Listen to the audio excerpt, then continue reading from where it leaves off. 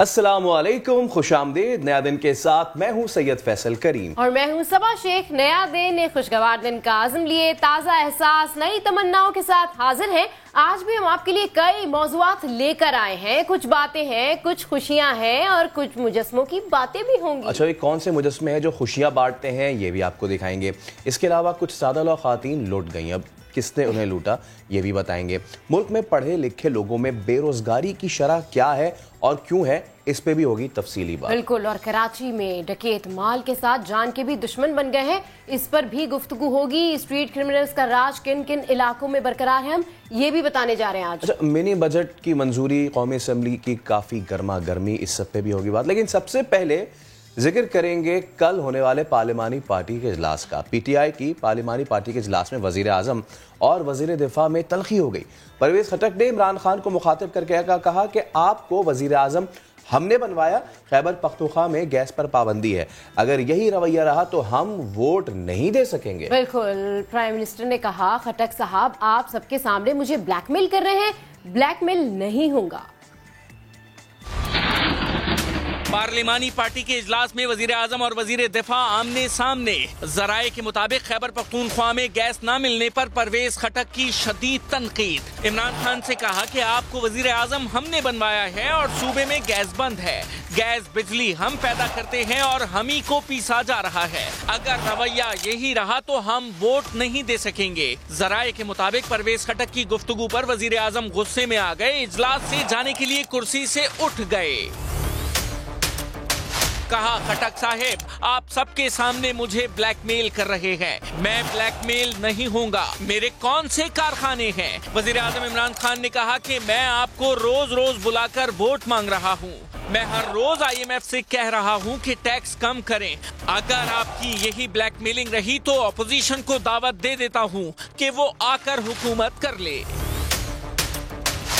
वजीर दिफा की वजीर खजाना से भी तल्ख कलामी हुई। परवेज खटक ने कहा कि शौकत तरीन साहिब आप फाइनेंस बिल पर काबीना में मुतमईन कर सके और ना ही इजलास के बाहर, अंदर कुछ और बात करते हैं और बाहर कुछ और। आवाम से वोट आपको नहीं हमको लेने होते हैं, हम इस काबिल नहीं रहे कि हल्कों में जा सके, हमें आवाम के दरमियान जाना होता है। जराये के मुताबिक पार्लिमानी इजलास में परवेज खटक हमाद अजहर से भी उलझे। बोले, हमारे अरकान को गैस के मामले पर शदीद तहफुजात हैं, गैस की स्कीमें कब मुकम्मल होंगी। हमाद अजहर ने गैस की सूरत हाल पर 2011 से बात का आगाज किया तो वजीर दिफा ने कहा, कहानियां ना सुनाएं, ये बताएं गैस कब मिलेगी। तो ये पहली दफा तो नहीं है, इससे पहले भी कई दफा फैसल परवेज खटक अपने तहफ्फुजात का इजहार कर चुके हैं, कई दफा जलसों में भी वो इस तरह की बातें कर चुके हैं। खैर, अब जो बातें उन्होंने की और फिर जब वो बाहर आए तो अपनी बातों के बिल्कुल अपोजिट बातें की। उन्होंने कहा, मैं तो बाहर सिगरेट पीने के लिए आया था, ऐसी तो कोई बात नहीं है, आप लोगों ने इसको पता नहीं क्या से क्या बना दिया। आगे बढ़ते हैं, इसी पर मजीद आपको बताएं कि chairman People's Party Bilawal Bhutto ने वजीर खजाना शौकत तरीन के घर का घेराव करने का इशारा दे दिया है और कहा है कि वजीर खजाना कराची जाएं, अवाम से पूछें वो किन हालात में है। अगर वो ऐसा नहीं कर सकते तो हम शौकत तरीन के घर का एड्रेस जानते हैं, हम खुद अवाम को ले आएंगे। वजीर खजाना साहब सवाल कर रहा था कि उसको समझ में नहीं आ रहा है कितना शोर क्यों हो रहा है, ये महंगाई और टैक्सेस का तूफान के बाद क्यों हो रहा है। हम आपका कराची का एड्रेस जानते हैं, हम आपसे रिक्वेस्ट करते हैं कि उसी कराची के शहरों में आप घूम फिरे, आवाम से पूछे कि मुआशी हालात कैसे हैं, वो क्यों शोर मचा रहे हैं। अगर आप ये कदम नहीं उठा सकते हैं, हम आपका एड्रेस जानते हैं, हम खुद पहुंचेंगे, कराची के अवाम लेकर आएंगे और आपको सुनाएंगे कि मुईशत के हालात ऐसे कैसे हैं। हमारा जो कुछ कराची के मेंबरान ने कहा था कि एतराज़ात है इस बजट पे, उनसे एक बार फिर रिक्वेस्ट करते हैं, अगर आपके कराची के नुमाइंदे हो तो ना सिर्फ इस एक अमेंडमेंट पे पूरा का पूरा मिनी बजट रद्द करे, रिजेक्ट करे, हमारे साथ मिल के काम करे ताकि हम इस मुल्क को इन मुआशी हालात से निकाल सकें। इन सारे मामलात पे बात करेंगे। तहरीक इंसाफ के रहनुमा सदाकत अली अब्बासी साहब हमारे साथ मौजूद हैं। सदाकत साहब, अस्सलाम वालेकुम, बहुत शुक्रिया नया दिन को वक्त देने के लिए। मिनी बजट पे तो आपसे गुफ्तगू होगी ही, लेकिन सबसे पहले ज़रा कल जो पार्लिमानी पार्टी में हुआ उस पर ज़रा बताइए। गो के परवेज खटक साहब ने बाहर आके कहा कि मैं तो सिर्फ सिगरेट सुलगाने आया था, लेकिन मामलात सुलगते हुए नज़र आ रहे, क्या कहेंगे? जी बहुत शुक्रिया आपको, सुबह खैर आपके नाजरीन को भी। सबसे पहले तो ये कि बहुत वावेला था, बहुत शोर सुनते थे कि जनाब पीटीआई के इतने लोग नाराज़ हैं, इतने लोग नून लीग से मिले हुए हैं, कोई मरियम साहिबा से रब्ते कर रहे हैं टिकट के लिए। तो ये जितनी 7वीं दफ़ा इनको शिकस्त हुई है मजमूई तौर पे हुकूमत की तरफ से इस ऑपोजिशन को, तो वो जो शिकस्त खुर्दा ऑपोजिशन है वो जो कुछ कोशिशें कर रही थी वो तो नाकाम हुई। ज़ाहिर है मीडिया का एक सेक्शन जो है इसको बातों को बढ़ा चढ़ा के भी बयान कर रहा है। अब आ जाए वाक़े पे। वाक़या ये है कि पार्लिमानी पार्टी की मीटिंग इसीलिए होती है कि जो लोगों को उनके एतराज़ात होते हैं वो सुने जाएं। एतराज़ बिल्कुल एक है कि हम सब MNAs कहते हैं कि जितनी हमारे गैस के मंसूबे मंजूर हुए हुए उन मंसूबों का हमें दिया जाए, हमें अप्रूवल दी जाए ताकि हम वो गैस अपने अपने हलकों में लगा सकें। हम पे बहुत प्रेशर है, हम सब पे बहुत प्रेशर है हलकों की तरफ से कि जी गैस नहीं है।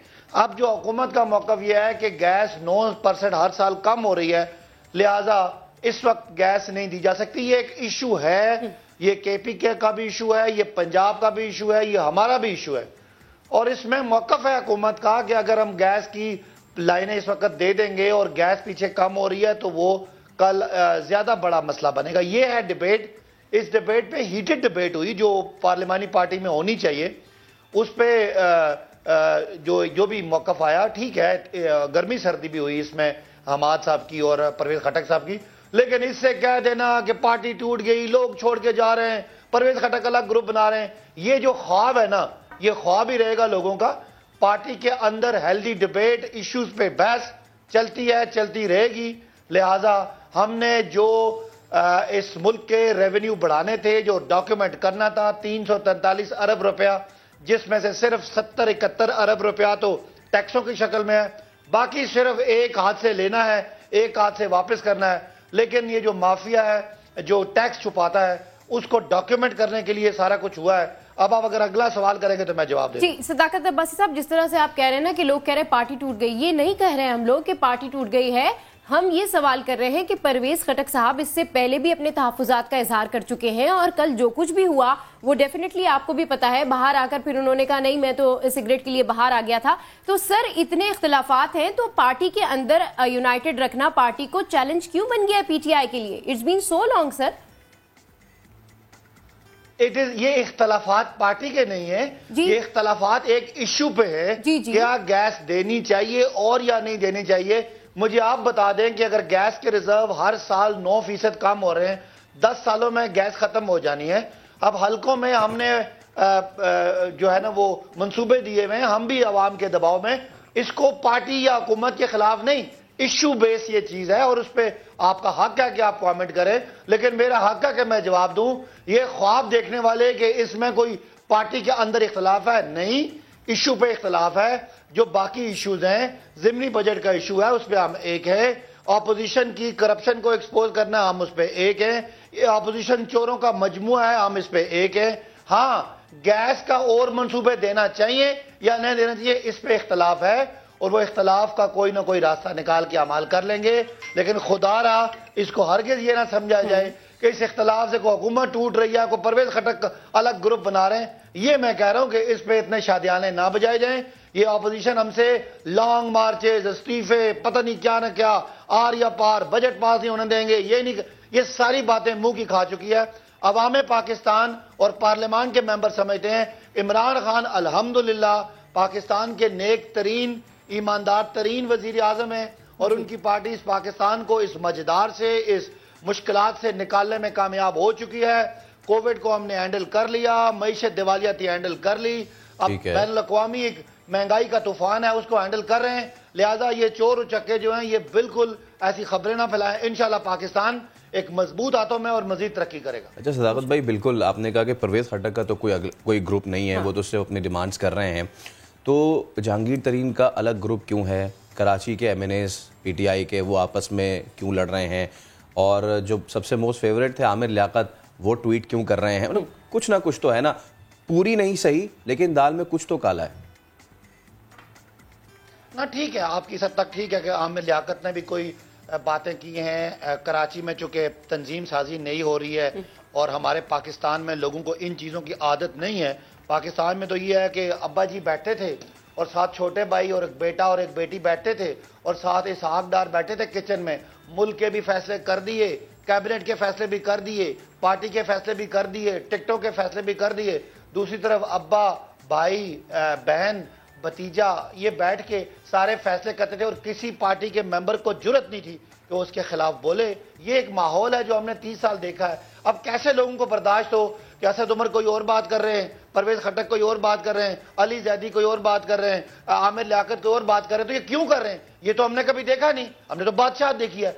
डेमोक्रेटिक मुआशरों में इख्तलाफ राय होता है, उसको लड़ाई या पार्टी का झगड़ा ना समझा जाए, ये इख्तलाफ राय है। जब हम एक तंजीम, मैं सदर था शुमाली पंजाब का, मुझे हटा दिया गया, मुझे दुख तो हुआ कि मैं अच्छा खासा मेरी बादशाह कायम थी, अब किसी और को लगाएंगे और बहुत सारे लोगों को हम हटा रहे हैं, वो उनको तकलीफ होगी। तो ये बातें एक रेगुलर डेमोक्रेटिक प्रोसेस का हिस्सा है। प्लीज इसको इस तरह समझें कि पीटीआई में कोई लड़ाई होगी। जहांगीर तरीन साहब का जहां तक इशू है, वो एक इशू है और वो आपको पता है कि एक बड़ा चीनी के मामले में हुकूमत ने बड़ा मुश्किल स्टेप लिया और जहांगीर तरीन हमारे बड़े प्यारे, हमारे बहुत ही बड़े लीडर थे। जब उनके खिलाफ FIR है वहीं तो जाहिर है एक रिएक्शन आया, लेकिन उसको भी हमने पार्टी मफाद की बजाय कौमी मफाद को तरजीह दिया। आपको मीडिया को अप्रिशिएट करना चाहिए। कल आप जहांगीर तरीन को हमारी ATM कहते थे, आज जब हमने कोई एक्शन किया तो कौम अगर लोग मीडिया जहांगीर तरीन साहब की बातों को लेके हमें तनकीद करेगा तो ये अफसोसनाक बात है। ठीक है, अच्छा बिल्कुल सदाकत अब्बासी साहब, जिस तरीके से अब आप एक्सप्लेन कर रहे हैं सारी सिचुएशन, तो परवेज खट्टक की अगर मैं थोड़ी सी बात करूं तो परवेज खट्टक ने शौकत तरीन को भी तनकीद का निशाना बनाया, हम्माद अजहर से भी थोड़ा बहुत उनका जो है वो तल्ख कलामी हुई। तो सर ये इशू रिजॉल्व क्यों नहीं कर पाती पीटीआई? गैस एक बहुत बड़ा चैलेंज है सर, गैस के लिए अवाम परेशान है, आपके अपने लोग आपस में खुद मिनिस्टर्स एक दूसरे पर तनकीद कर रहे हैं। तो सर क्या क्या क्या क्या वजह है सर? LNG क्यों नहीं मंगवाते हैं सर? हाँ, बड़ा अच्छा आपने सवाल किया। काश हम पाकिस्तान के गैस के गिरते हुए रिजर्व जो 9% सालाना से गिर रहे हैं उसको रोक सकते और पीटीआई कोई जादू करती, ये तो हो सकता था। नंबर 2, ये जो गैस पाकिस्तान के अंदरूनी है वो 250 रुपया उसका रेट है फी यूनिट, जो भी MMBTU कहते हैं, और जो हम LNG मंगवा रहे हैं वो 1250 फी यूनिट है। आज अगर हम LNG सप्लाई करना शुरू कर दें तो गैस को कम से कम 5 गुना 500% 500% महंगी करनी पड़ेगी, जिसके लिए फिर आपने और लोगों ने बड़ी तकलीफ में होना है। इसलिए इस मसले का कोई लॉन्ग टर्म सोल्यूशन निकालने तक जो एतराज है, जो इख्तलाफ है वो है, लेकिन उसका हल आप मुझे बता दें क्या करें कि सर लॉन्ग टर्म इशू जो है वो तो बाद में रिजॉल्व होगा। ऑब्वियसली लॉन्ग टर्म मसला तो निकालना ही है, सोल्यूशन की तरफ तो जाना ही है। सर इंस्टेंट रिक्वायरमेंट है, वो कैसे रिजॉल्व करेंगे आप लोग? इंस्टेंट रिक्वायरमेंट सर वक्त पे टाइम पर जब LNG मंगवानी थी तब क्यों नहीं मंगवाई गई सर? तब मंगवा लेते तो आज ये इशू ना होता। $3 पे मिल रही थी सर। अच्छा सुने, ये एक टीवी का प्रोपेगेंडा है कि जब कोविड आ गया था तो आपको पेट्रोल जो था क्रूड ऑयल 0 का हो गया था, आप उस वक्त रातों रात बुकिंग करते। ऐसा नहीं होता।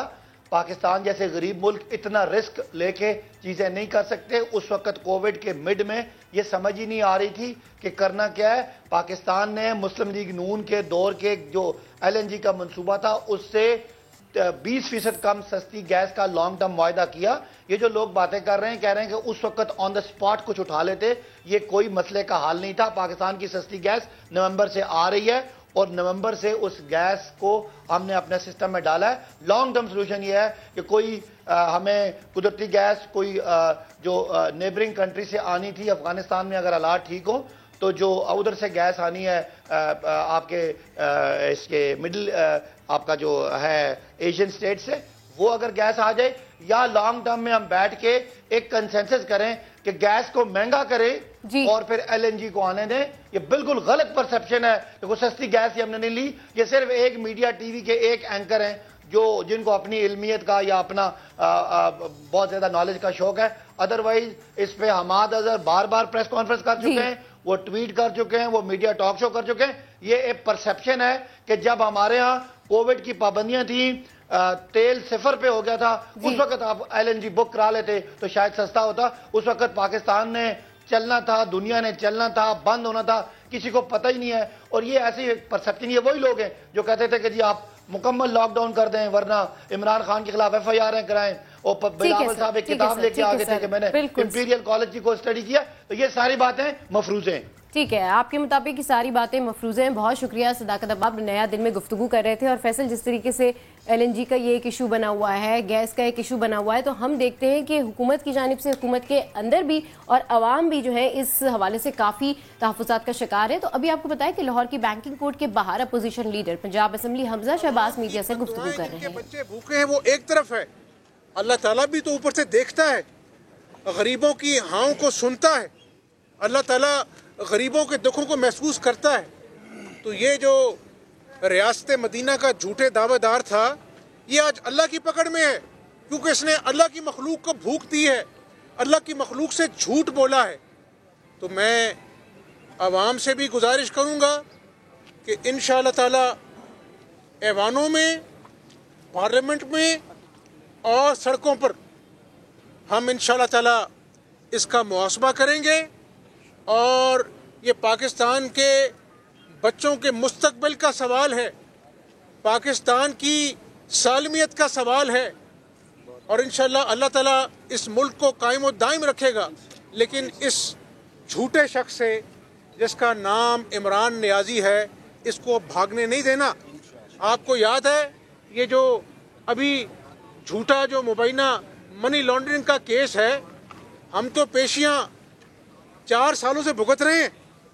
अभी तो शुरुआत हुई है इलेक्शन कमीशन की स्क्रूटनी कमेटी जो फॉरेन फंडिंग की है, उसने जो इंकशाफात किए हैं उसमें उन्होंने कहा कि इसने अकाउंट छुपाए हैं, टी बॉयज़ के नाम पर पैसे बाहर से आए हैं, $2.1 मिलियन दुबई से आया है।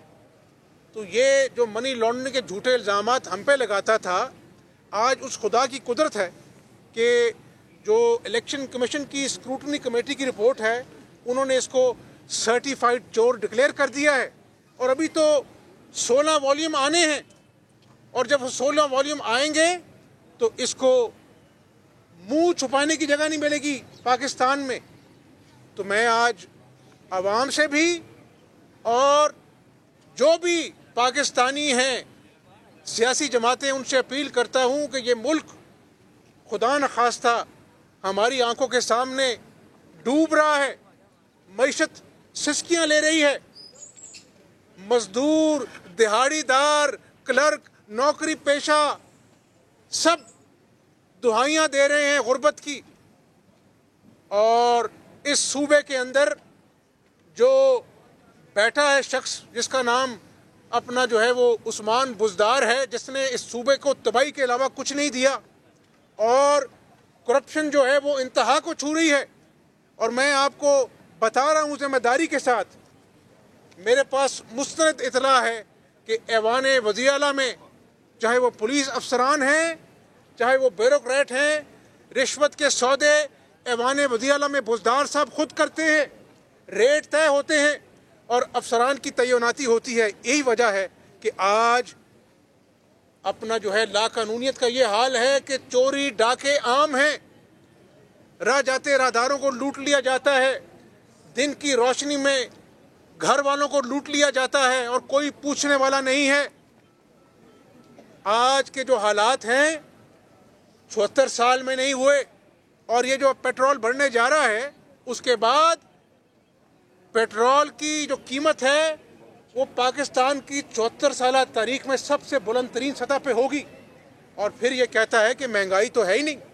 इमरान नियाजी आज भी कहता है कि महंगाई नहीं है। इमरान नियाजी, अपनी आंखों की पट्टियां खोल दो, बनी गाला की पहाड़ी से नीचे आके उतर के देखो, तो तुम्हें पता लगे कि ये अवाम के दुख कितने गुना बढ़ गए हैं। पाकिस्तान के मसाइल जो हमने मुस्लिम लीग नून ने नवाज शरीफ और शहबाज शरीफ की क़यादत में हल किए थे, आज वो पहाड़ जितने मसाइल कितने बढ़ गए हैं। और मैं अल्लाह से दुआ करता हूँ कि अल्लाह ताला। हमजा शहबाज गुफ्तगू कर रहे हैं और अपनी इस गुफ्तगू में वो हदफ़ तनक़ीद तो बना ही रहे हैं। उन्होंने भी गैस का जो खदशा है उसका जिक्र किया, उसकी क़िल्लत का। इसके अलावा इससे पहले हम सदाकत अब्बासी से बात कर रहे थे, उनसे भी काफ़ी हमने बात की, तो उन्होंने अपनी राय के मुताबिक ये कहा कि तमाम तर मफरूज़ा जात हैं और LNG के मामले में कोई गड़बड़ नहीं है पाकिस्तान में, लेकिन जो कुदरती गैस की किल्लत है उसके बलूचिस्तान से लेके पंजाब तक और खैबर पख्तूनख्वा से लेके सिंध तक असरात नजर आ रहे हैं। पाकिस्तान की बरामदात पर असरअंदाज होकर मईशत पर यह किल्लत अब दबाव बढ़ा रही है। बैनुल-अक़वामी मालियाती जरीदे ब्लूमबर्ग में शाया होने वाली खबर के मुताबिक गैस का बहरान पाकिस्तान के सबसे अहम बरामदी शोबे को मुतासिर कर रहा है, जिसकी वजह से मईशत पर दबाव बढ़ता जा रहा है, जो कि पहले ही करेंसी की कदर में कमी और बढ़ती हुई अफराते ज़र का सामना कर रही और है। पाकिस्तान टेक्सटाइल मिल्स एसोसिएशन के एग्जीक्यूटिव डायरेक्टर शाहिद सत्तार का कहना है इस हवाले से कि सिर्फ पंजाब में ही फैक्ट्रीज को जबरदस्ती 15 दिन के लिए बंद किया गया है, जिसकी वजह से गुज़िश्ता माह टेक्सटाइल एक्सपोर्ट की मद में $250 मिलियन का नुकसान भी हो चुका है। और फैसल इस रिपोर्ट के मुताबिक गैस का बहरान पाकिस्तान की मुआशी और सियासी सूरत हाल को नुकसान भी पहुंचा रहा है, जबकि मुल्क पहले ही बढ़ती हुई महंगाई और करेंसी की कदर में कमी की वजह से मुआशी जद्दोजहद कर रहा है। इस सब पे बात करेंगे। Chairman Pakistan hosiery manufacturers association Kashif Zia साहब हमारे साथ मौजूद है। काशिफ साहब अस्सलाम वालेकुम। बहुत शुक्रिया नादिन को वक्त देने के लिए। ऑब्वियसली हमारी इकॉनमी बहुत ज़्यादा बैटल हार्डन तो हो ही चुकी थी, लेकिन अब वो लड़ के थक चुकी है इतनी ज़्यादा कि हम ये कहने पे मजबूर हो गए कि फ़लाँ मुल्क हमारी मदद ना करता तो हम बैंकरप्ट हो जाते। अब उसके बाद जो पिछली हुकूमतों में हुआ उसका बैकलैश हम पे आया, जो करंट हुकूमत से नहीं हो पा रहा वो भी हम देख रहे हैं। नाउ द इशू इज़ जो नेचुरल रिसोर्सेज थे वो डिप्लीट होते जा रहे हैं, वो हमारा साथ छोड़ते जा रहे हैं। इस सब के बीच में मुझे बताएं, एक कारोबारी आदमी की हैसियत से पाकिस्तान का कारोबार, पाकिस्तान की मईशत कितनी ज़्यादा दबाव में है कि जब हमारे नेशनल रिसोर्सेज ख़ासतौर पे गैस जो है वो नहीं मिल पाती फैक्ट्रीज़ को, कंपनीज़ को। देखें, इसके ऊपर सबसे पहले मैं स्टार्ट ये करूँगा कि अल्हम्दुलिल्लाह पाकिस्तान के ऊपर कोई ख़ास करम रहा है कि कोविड के बाद जो पाकिस्तान की टेक्सटाइल एक्सपोर्ट्स हैं ये मुसलसल बढ़ती जा रही हैं, और इसके जो नंबर्स नवंबर के थे वो एक हाईएस्ट एवर ग्रोथ थी। लेकिन उसके बाद जैसे ही विंटर सीज़न का आगाज़ हुआ तो पूरी टेक्सटाइल इंडस्ट्री के अंदर ये तशवीश की लहर दौड़ गई थी कि इस दफ़ा गैस की शॉर्टेज का सामना करना पड़ेगा और गवर्नमेंट ये पूरी तरह गैस फ्राहम नहीं करेगी तो इसके रिज़ल्ट्स क्या आएंगे। और पिछले महीने आपको पता होगा कि हमाद अज़हर साहब से बारहा इस बात के ऊपर बहस होती रही कि हमें गैस की शॉर्टेज का सामना है। नो डाउट उन्होंने एक्सपोर्ट इंडस्ट्री को जो गैस है वो मुसलसल फ्राहम की है, लेकिन सिर्फ एक्सपोर्ट इंडस्ट्री जो है, जो एक्सपोर्टर है, उसको गैस की ज़रूरत नहीं होती। उसके साथ जो एलाइड इंडस्ट्रीज़ हैं जिनसे हम अपना रॉ मटेरियल लेते हैं, जिनसे हम अपनी एसेसरीज़ लेते हैं, अगर ये गैस उनको नहीं मिलेगी या उनको प्रेशर कम मिलेगा तो वो किस तरह हमें ऑन टाइम अपना रॉ मटेरियल वो डिलीवर करेंगे। अभी आप नवंबर की फिगर्स देखें तो टेक्सटाइल एक्सपोर्ट जो थी वो $1.74 बिलियन पे थी। हम बहुत खुश थे कि हाईएस्ट एवर एक्सपोर्ट हुई है। अगर दिसंबर की फिगर लें तो हमें खदशा इस बात का था कि हमारी एक्सपोर्ट जो है वो नो डाउट इसको डिक्लाइन आने वाला है, और ये गैस का जो इशू है ये कहीं ना कहीं आके एक्सपोर्टर को लाजमी हिट करेगा। तो इस माह के जो नंबर आए, दिसंबर के जो नंबर्स आए हैं, उसमें एक्सपोर्ट हुई है 1.64। तो नवंबर से दिसंबर के कंपैरिजन में 5% तक एक्सपोर्ट जो है वो डिप कर चुकी है। अब इस सिचुएशन के अंदर हमारे जो टेक्सटाइल पॉलिसी जो पीटीआई गवर्नमेंट ने नारा लगाया था जब इन पावर हुए, जिस बेस के ऊपर ये फैसलाबाद से वोट लेकर पावर में आए थे, क्लीन स्वीप किया था इन्होंने फैसलाबाद से, वहाँ पे इन्होंने यही नारा लगाया था कि हम टेक्सटाइल एक्सपोर्टर को अब अगले आने वाले 5 साल में टेक्सटाइल पॉलिसी देने जा रहे हैं। अवाम बड़ी खुश थी, एक्सपोर्टर बड़ा खुश था कि चलो खुदा अल्लाह अल्लाह करके कोई गवर्नमेंट तो इस तरह की आई है जिसने टेक्सटाइल पॉलिसी देने जा रही है। लेकिन इस गवर्नमेंट ने क्या किया, 3 साल गुजर चुके हैं, अभी तक टेक्सटाइल पॉलिसी नहीं आई। अखबार में खबर आती है कि टेक्सटाइल पॉलिसी को मौखर किया जा रहा है। रज़ाक दाऊद साहब से हमारी मीटिंग हुई, वो कहते हैं कि इसको मौखर नहीं किया जा रहा, लेकिन गवर्नमेंट के अंदर रिजर्वेशन मौजूद है। 1-2 पॉइंट के ऊपर डिस्कशन चल रही है, जिसके अंदर जो सबसे बड़ा पॉइंट है वो गैस की प्राइसेस है, जिसके अंदर बिजली की प्राइसेस है। इस पॉइंट की वजह से अभी तक जो है ये टेक्सटाइल पॉलिसी नहीं आई। हमारा बारहा गवर्नमेंट से ये मुतालबा था कि अगर आप गैस की और बिजली की जो प्राइसेस है वो रीजन में कंपेटिटिव है अगर हम, तो हमें उसके ऊपर कोई एतराज़ नहीं। गवर्नमेंट भी इस बात पे एग्री है, लेकिन इसके साथ साथ जो बाकी के फैक्टर्स हैं, फॉर एग्जांपल जो इन्फ्लेशन है, जो पेट्रोल प्राइसेस है, जो लेबर कॉस्ट है, ये सारी की सारी भी हमें रीजनल कंपेटिटिव होने के लिए जो दूसरे रीजन में जो उनकी प्राइसेस चल रही हैं, फिर गैस और बिजली के साथ साथ ये फैक्टर्स भी जो है ये भी हमें रीजन के मुताबिक ही चाहिए। लेकिन इसके ऊपर अभी तक अमल दरामद नहीं हो रहा, ना ही टैक्सटाइल पॉलिसी आ रही है और उसके रिजल्ट्स आना शुरू हो गए हैं कि हमारी जो एक्सपोर्ट है वो दिसंबर के महीने में डिप है। और मुझे खदशा ये है कि जो सिचुएशन चल रही है, गैस का बहरान जो चल रहा है कि हमारी जो अलाइड इंडस्ट्रीज हैं उनको गैस नहीं मिल रही। नो डाउट एक्सपोर्टर को गैस मिल रही है, हम गवर्नमेंट को अप्रिशिएट करते हैं इसके ऊपर, लेकिन जो हमारी अलाइड इंडस्ट्रीज हैं जिन्होंने आके हमें रॉ मटेरियल देना है, जब वही हमें नहीं देंगे तो हम अपने ऑर्डर्स कैसे ऑन टाइम डिलीवर करेंगे। ठीक है, बिल्कुल जिस तरीके से आप बात कर रहे हैं काशिफ जिया साहब के, आपकी रज़ाक दाऊद साहब से भी बात हुई थी, तो डेफिनेटली टेक्सटाइल पॉलिसी के हवाले से हमने भी सुना था और उनकी काफ़ी उन्होंने गुफ्तगू भी की थी। अल्लाह करे कि आप लोगों के जो मामलात हैं वो तय पा जाएं और आप लोगों के जो दीगर काम है वो आगे बढ़ जाएं। तो ये जो एनुअल टारगेट्स हैं ये कैसे फिर मीट करेंगे? ये तो बहुत मुश्किल हो जाएगा। देखें, अभी कल की न्यूज़ थी कि बांग्लादेश ने जो है, हम तो गवर्नमेंट को यही कहते हैं कि चलो हमारे रीजन में जो है इस टाइम पे बांग्लादेश की टेक्सटाइल एक्सपोर्ट्स बड़ी ज़्यादा है, तो हमें उन्हीं का मॉडल फॉलो कर लेना चाहिए। उन्होंने फिस्कल ईयर 2021 से लेकर 2024 के जो टारगेट सेट किए, जो 2024 का उनका फिस्कल ईयर का टारगेट आया है वो $80 बिलियन का है। और पाकिस्तान अभी कहाँ पे खड़ा है? हम तो 1.71 की लास्ट मंथ में $1 बिलियन की एक्सपोर्ट की है, तो हम बड़े खुश हैं जी, हमने बहुत बड़ा मार्का मार लिया है। बांग्लादेश को देखें वो कहाँ पे चला गया है, हमसे बाद में उनकी इंडस्ट्री, उनका इंफ्रास्ट्रक्चर हमसे कई गुना पीछे था, लेकिन वो हमसे कितना आगे चले गए। तो हमारे जो टारगेट्स हमें मिले हुए हैं, रज़ाक दाऊद साहब ने जो दिए हुए हैं, ये छोटे छोटे टारगेट्स हैं, लेकिन पोटेंशियल जो इस इंडस्ट्री का है, इस मुल्क का जो पोटेंशियल है वो एज़ कम्पेयर टू दैट बहुत ज़्यादा है। लेकिन अगर हमें ये रिसोर्सेज नहीं मिलेंगे, बिजली और गैस जो बेसिक नीड है इस इंडस्ट्री की, अगर वो हमें नहीं मिलेगी, बिजली की अगर प्राइसेस इन्होंने ₹4 कल ये इजाफा करने जा रहे हैं जिसकी खबर आई है, तो अगर हमारा आम आदमी जो है, आम लेबर जो है, वो इस ₹4 यूनिट जो बढ़ने जा रहा है इसकी वजह से अफेक्ट करेगा, गैस की शॉर्टेज की वजह से इफेक्ट करेगा, तो वो प्रेशर अल्टीमेटली एक एक्सपोर्टर के ऊपर आएगा, हमारी कॉस्ट जो है वो बढ़ जाएगी और जो हम रीजन में कंपेटिटिव है वो फर्दर मोर नहीं रहेंगे। तो ऑलरेडी हम डिफरेंट हालात में, डिफरेंट सिचुएशन में मुश्किलात का सामना करें, इसके साथ साथ ये इन्फ्लेशन, उसके साथ साथ गैस की शॉर्टेज, बिजली की प्राइस, पेट्रोल प्राइसेस, जब ये सारे फैक्टर्स को अक्यूमुलेट करेंगे तो हमारा एक्सपोर्टर जो है वो एक किस्म का जहाद कर रहा है इस टाइम के ऊपर। नो डाउट हम अपनी एफर्ट्स के साथ, गवर्नमेंट की पॉलिसीज़ के साथ और अपनी लेबर की ताकत के साथ जो है हम अपनी एक्सपोर्ट को धक्का लगा के कुछ ना कुछ बढ़ा रहे हैं, जो कि हमारी मुल्क के लिए ज़र मुबादला कमाने में एक अहम किरदार अदा करें। लेकिन खुदारा इन फैक्टर्स। जी काशिफ साहब, आप ये तो कह ही रहे हैं, ऑब्वियसली एक्सपोर्टर भी जहाद कर रहा है, पूरा मुल्क ही कर रहा है बेसिकली महंगाई के खिलाफ। अब फिगर्स को देखें तो $250 मिलियन की टेक्सटाइल एक्सपोर्ट थी जो कि पिछले महीने हमारी कम हुई हैं। ये बहुत बड़ा फिगर है ये। अब जो हौजरी इंडस्ट्री है, आपकी इंडस्ट्री, उसको गैस की शॉर्टेज से कितना नुकसान पहुंचा है? देखें, अगर आप लास्ट मंथ में जो बहस चल रही थी ऑन एयर भी, टीवी चैनल्स के ऊपर भी, हम आदर साहब से उनको इसी बात का हम खदशा दे रहे थे कि हमारी एक्सपोर्ट्स जो हैं वो डिप करने जा रही हैं।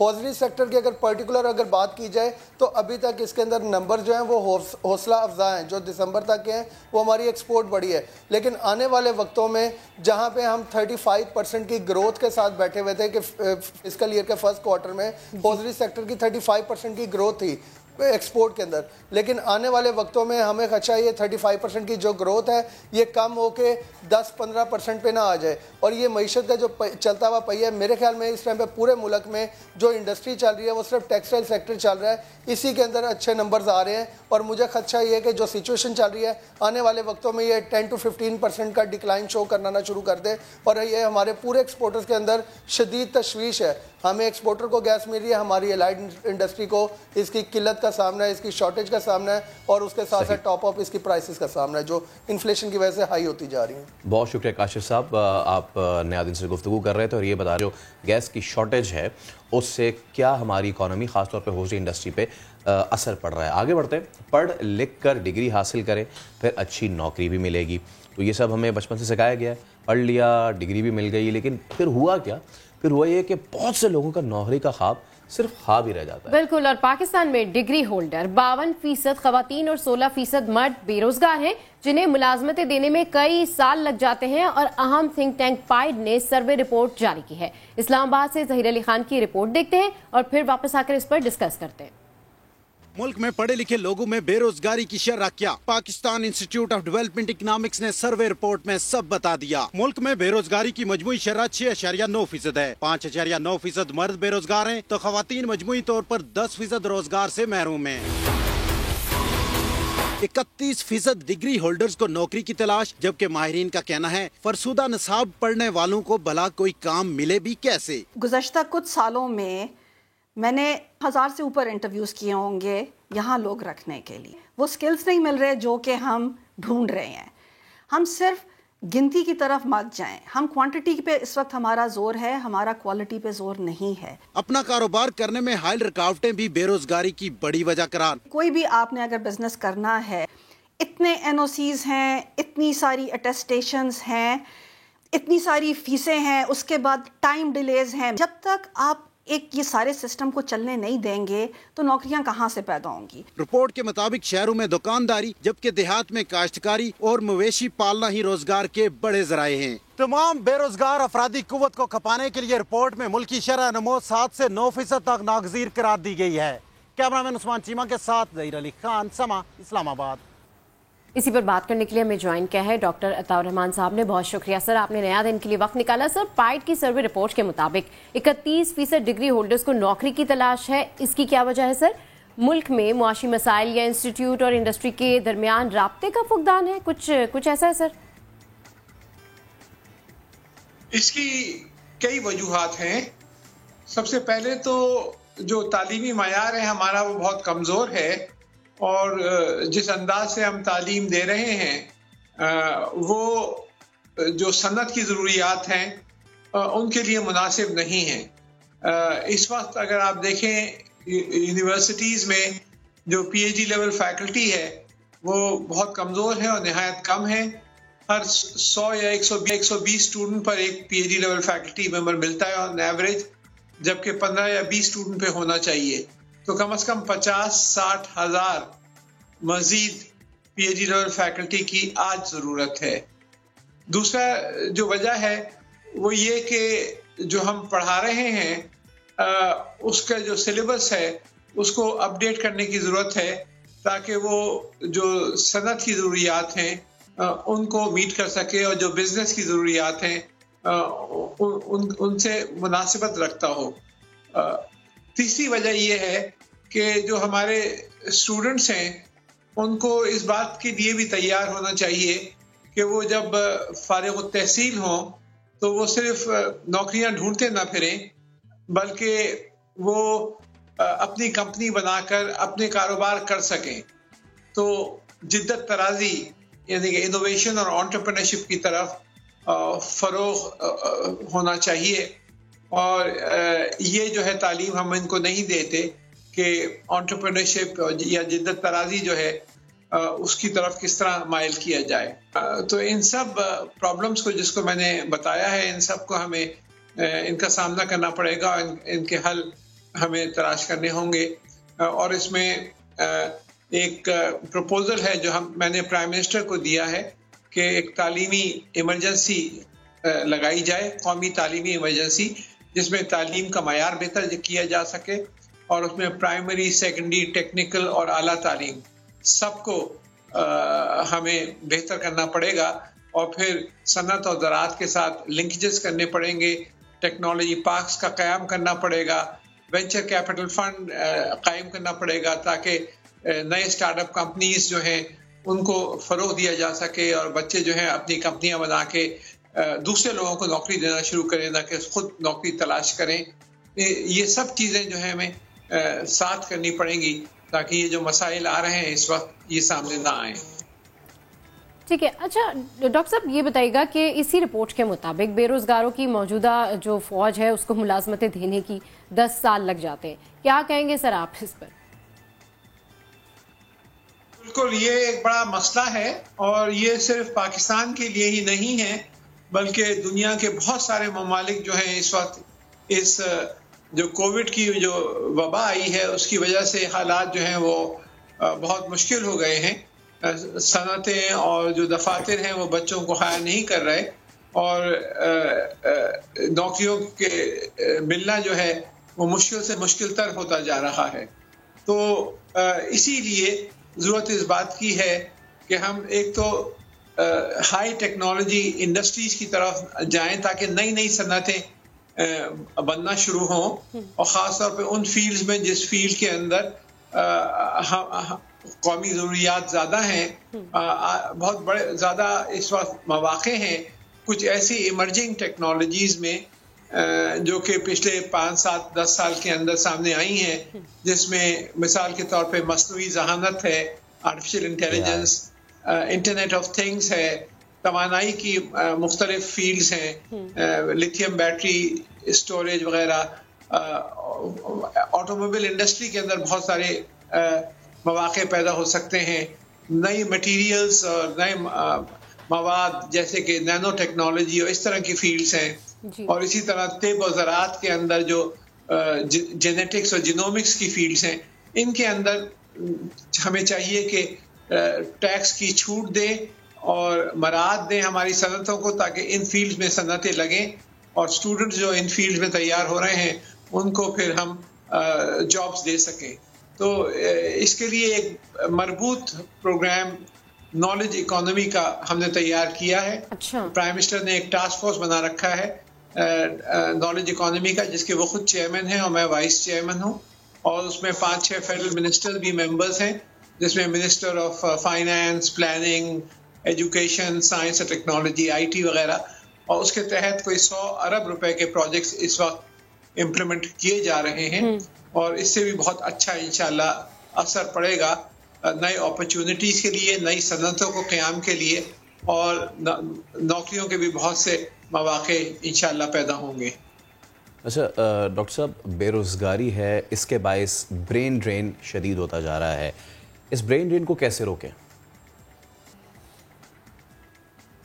ब्रेन ड्रेन को मैनेज करने के लिए एक बड़ा प्रोग्राम शुरू किया गया है। जो हमारे लोग बाहर सेटल्ड हैं, जो यूनिवर्सिटीज़ में, जामियात में, सनतों में, ताकि वो वापस आएँ और मुल्क की खिदमत करें।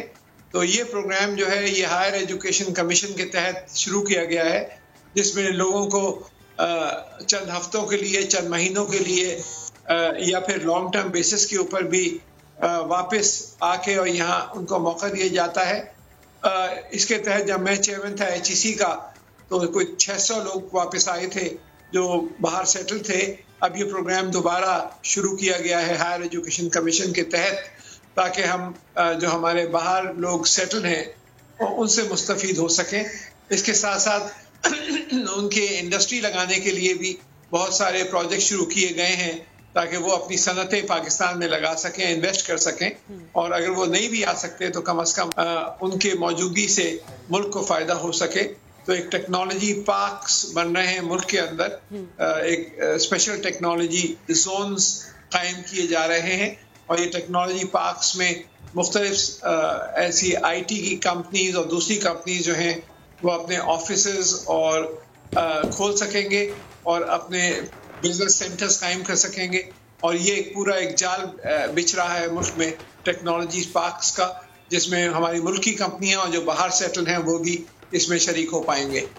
सर अल्लाह करे जल्द अज जल्द ये टेक्नोलॉजी पार्क जो है इसका सेटअप भी बन जाए। अच्छा सर, ये बताइएगा कि इस रिपोर्ट के मुताबिक 52% डिग्री होल्डर खवातीन बेरोजगार हैं, इसकी क्या वजह है? और ये भी बताइएगा कि इन खवातीन के लिए कोई खुसूसी प्रोग्राम शुरू किया जा रहा है?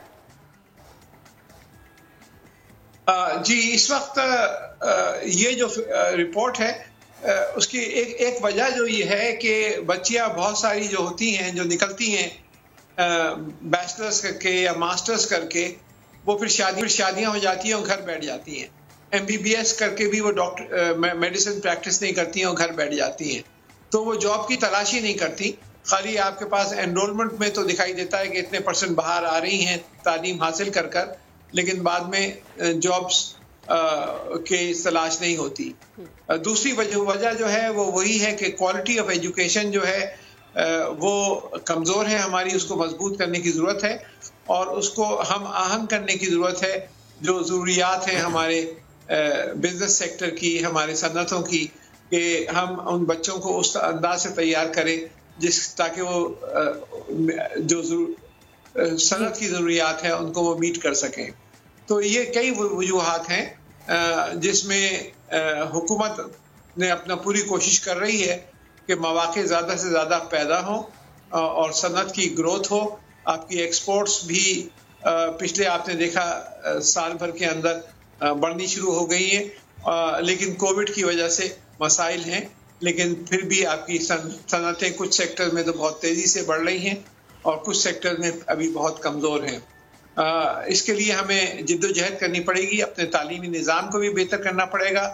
जो ईज़ ऑफ डूइंग बिजनेस जिसका आपने अभी हवाला दिया कि नई कंपनियां कायम करने के लिए आसानियां पैदा करना और जो मुश्किलात हैं उनको दूर करना, उसकी रैंकिंग में भी कुछ बेहतरी हुई है, लेकिन अभी भी काफ़ी हमें आगे सफ़र करना है इसमें, ताकि लोग आसानी से अपनी सनतें कायम कर सकें, वन विंडो ऑपरेशन हो और फिर वो कारोबार शुरू कर सकें, उससे जॉब्स में भी आसानी पैदा होगी।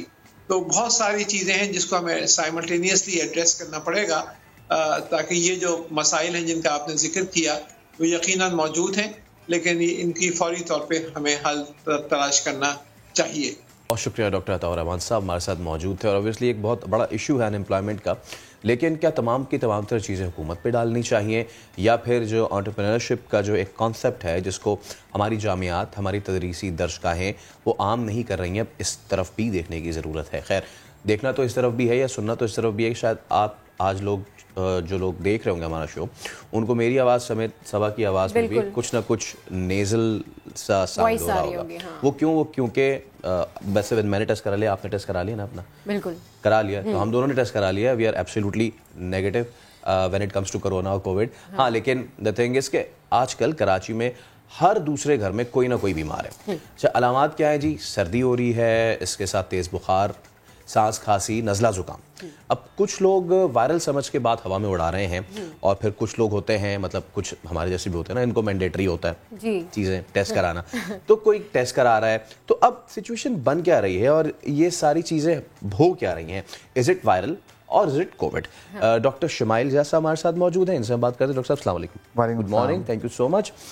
डॉक्टर साहब, सबसे पहले ये बताएं, क्या है ये फ्लू हो रहा है और पूरे कराची में सबको हो रहा है, हर घर में हो रहा है? ओके जी, सबसे पहले तो good morning and I am really thankful आपका और आपकी पूरी टीम का कि आपने आज दावत दी।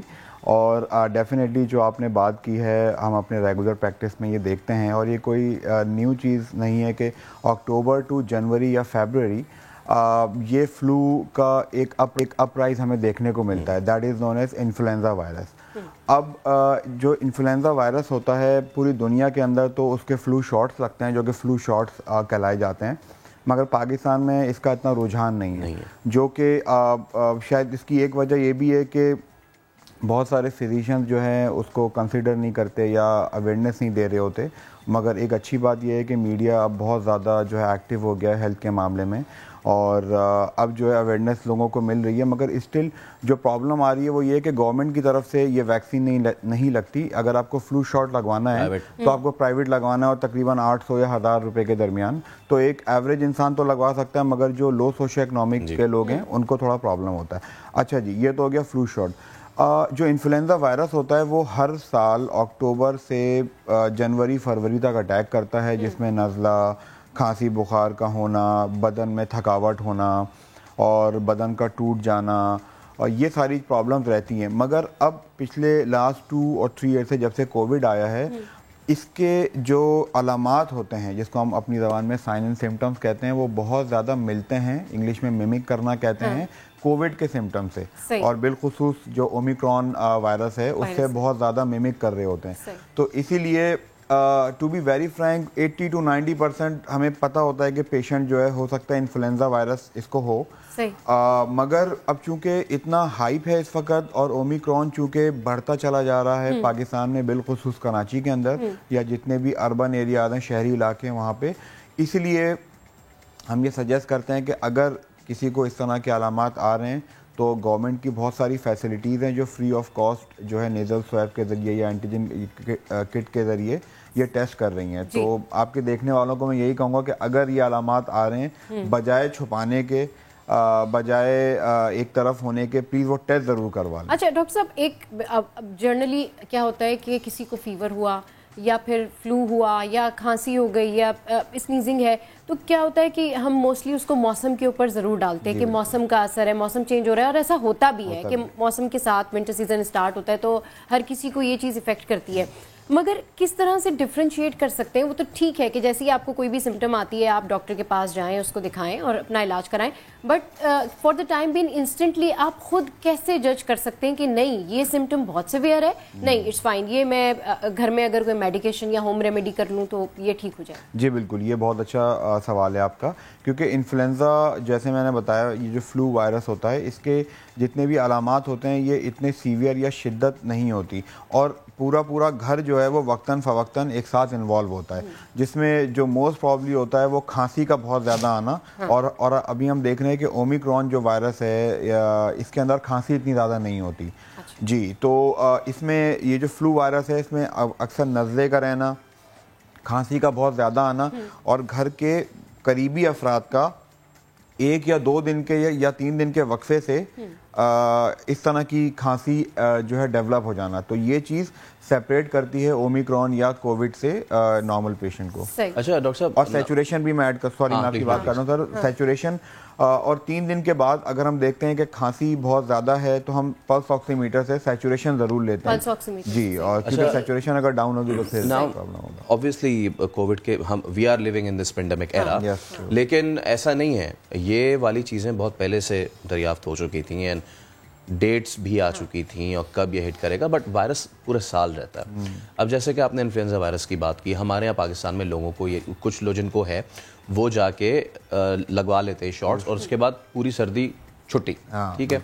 मुझे ये बताएं कि what's the best time to get vaccinated? Flu shots आप कब लगवा सकते हैं, और अगर आप लगवा लेते हैं तो वाकई गारंटी है कि फिर आपको पूरी सर्दी नज़ला ज़ुकाम से, तो क्योंकि ये हमारे लिए बड़ा ज़रूरी है। बिल्कुल, अब हमने आना है और अगर सुबह हमें नज़ला खांसी हो गई, ये हम जानते हैं कि हम यहाँ बैठ के कैसे काम कर रहे हैं, ये तो प्लीज़ मुझे ओके देखें, फ्लू शॉट का ये होता है कि पूरी दुनिया में अक्टूबर से लगना शुरू हो जाते हैं, मतलब सितंबर से लगना स्टार्ट हो जाते हैं, और ये बोला जाता है कि फॉल के यानी कि फॉल में या विंटर जब स्टार्ट हो रही है सितंबर अक्टूबर में आप लगवा लें, तो उससे ये होता है कि गारंटी तो खैर 100% किसी चीज़ की नहीं होती, मगर ये देखा गया कि 99% जो होता है वो वायरस उससे प्रोटेक्ट हो जाता है। प्रॉब्लम ये आती है कि हर साल लगवाना ये ज़रूरी होता है कि ये जो वायरस है इन्फ्लुएंजा का, ये म्यूटेशन कर रहा होता है, ये अपना जीनियाती जो खुलिये होते हैं या मटेरियल होता है इसको हर साल चेंज करता है। इसलिए इसकी हर साल न्यू वैक्सीन आती है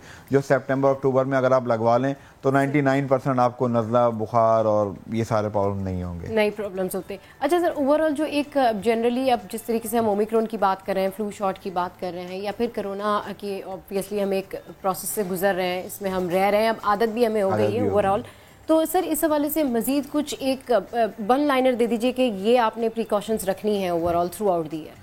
बस वन लाइनर मेरा यही होगा कि मास्क को आपके कैमरे के सामने करके बता देता हूँ, सारे पेशेंट ऐसे ही आते हैं मेरे पास ये ऐसे होता है मास्क, प्लीज़ मास्क को इस तरह पहने, बस यही एक वन लाइनर मैं कह सकता हूँ कि नाक के माउथ तो कवर होना चाहिए, और सबको ही पता सैनिटाइजर या हाथ का रेगुलर वॉश होना बहुत ज़रूरी है। बहुत शुक्रिया डॉक्टर शुमाइल हमारे साथ मौजूद थे और आखिर में बहुत कीमती इन्फॉर्मेशन दी है कि मास्क को ऐसे, या फिर अगर आप कहीं सो रहे हैं तो उसको आंख पे मत रखें, बल्कि मास्क जहाँ लगाना है वहाँ लगाना बड़ा ज़रूरी है। अभी एक ब्रेक लेना, ब्रेक के बाद हाजिर होंगे।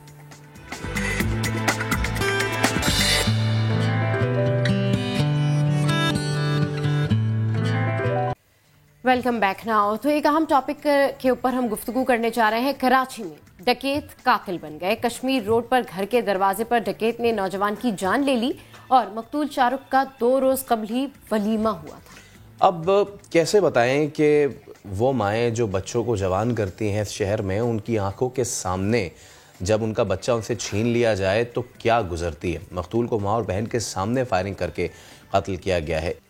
ऐसा एक वाक़या तो नहीं हो रहा है इस शहर में, और ऐसा एक मकाम भी नहीं है इस शहर में जहाँ पे ऐसा वाक़या पेश आया हो।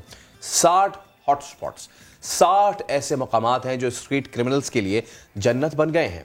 अब इनमें PIDC है, सखी हसन है, हसन स्क्वायर है, बहादराबाद, आयशा मंजिल, नीपा चौरंगी और जेल चौरंगी से तारिक रोड तक, ये सारे हाई रिस्क एरियाज करार दिए गए। बिल्कुल, जबकि डिफेंस और क्लिफ्टन स्ट्रीट क्रिमिनल्स के पसंदीदा मुकामात हैं। और इसके अलावा 5 स्टार चौरंगी, 5 स्टार चौरंगी पर मैंने खुद भी देखा है, बहुत सारे लोग मेरे सामने भी लुटे हैं। वहां पर बाइकर्स आते हैं और उनके मोबाइल फोन जो है वो चोरी कर ले जाते हैं। और शुक्र है कि मैं बाल बाल बची हूँ इस स्पॉट के ऊपर। Kalandaria Chowk, matric board office, Haidery market, Meena Bazaar, Liaquatabad supermarket, Sindhi hotel, Nazimabad number 6 और अब्बासी शहीद अस्पताल के इर्द गिर्द के इलाकों में तो जैसे स्ट्रीट क्राइम सब आम सी बात हो गई है फैसल। और गोली मार हो, सरजानी हो, मतलब कितने इलाके बताएं हम आपको, कितने इलाके बताएं जहां पर ये तमाम तर चीज़ें हो रही हैं।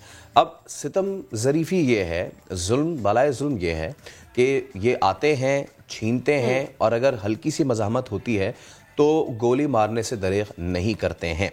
तो अब मामला कुछ इस तरह से बन गए हैं कि सवाल उठ रहे हैं, क्या शहरी खुद असलहा उठा लें? क्योंकि हम फिर वो दीगर वाक़यात भी देखते हैं कि जहां पे इस तरह के डकैत छोटे मोटे जो पकड़े जाते हैं, लोग फिर इन्हें पुलिस के हवाले नहीं करते, लोग सड़क पे खुद इंसाफ करते हैं। इस पे भी काफ़ी लोगों को तनकीद का निशाना बनाया जाता है कि जंगल का कानून है, किसी को पकड़ के आग लगा दी। लेकिन वो लोग, आई एम सॉरी अगर आपको ये लग रहा हो कि हम इसको जस्टिफाई कर रहे हैं, जस्टिफाइड बिल्कुल भी नहीं, लेकिन वो लोग, वो माँ, वो बहन, वो भाई जिसके सामने उसका बच्चा, बेटा या बेटी गोली से मर रही हो, वो ये ना करे तो फिर क्या करे? साबिक IG सिंध अख्तर गोशानी साहब हमारे साथ मौजूद हैं, हम उनसे गुफ्तगू का आगाज़ करते हैं। अख्तर साहब अस्सलाम वालेकुम, बहुत शुक्रिया आप हमसे गुफ्तगू कर रहे हैं। अख्तर साहब, प्रॉब्लम आखिर है कहाँ? हमें ये पता है कि नफरी बहुत कम है, जो नफरी है वो VVIPs के प्रोटोकॉल पे भी लगी हुई है और दीगर मुकामात पे भी है। अब इतने अरसे से हम देख रहे हैं कराची की आबादी बढ़ती जा रही है, नफरी उतनी की उतनी है। मुझे ये बताइए कहाँ पे ब्लॉकेड आ रहा है, हम नफरी क्यों नहीं बढ़ा पा रहे हैं? सर, इशू नफरी में नहीं होता।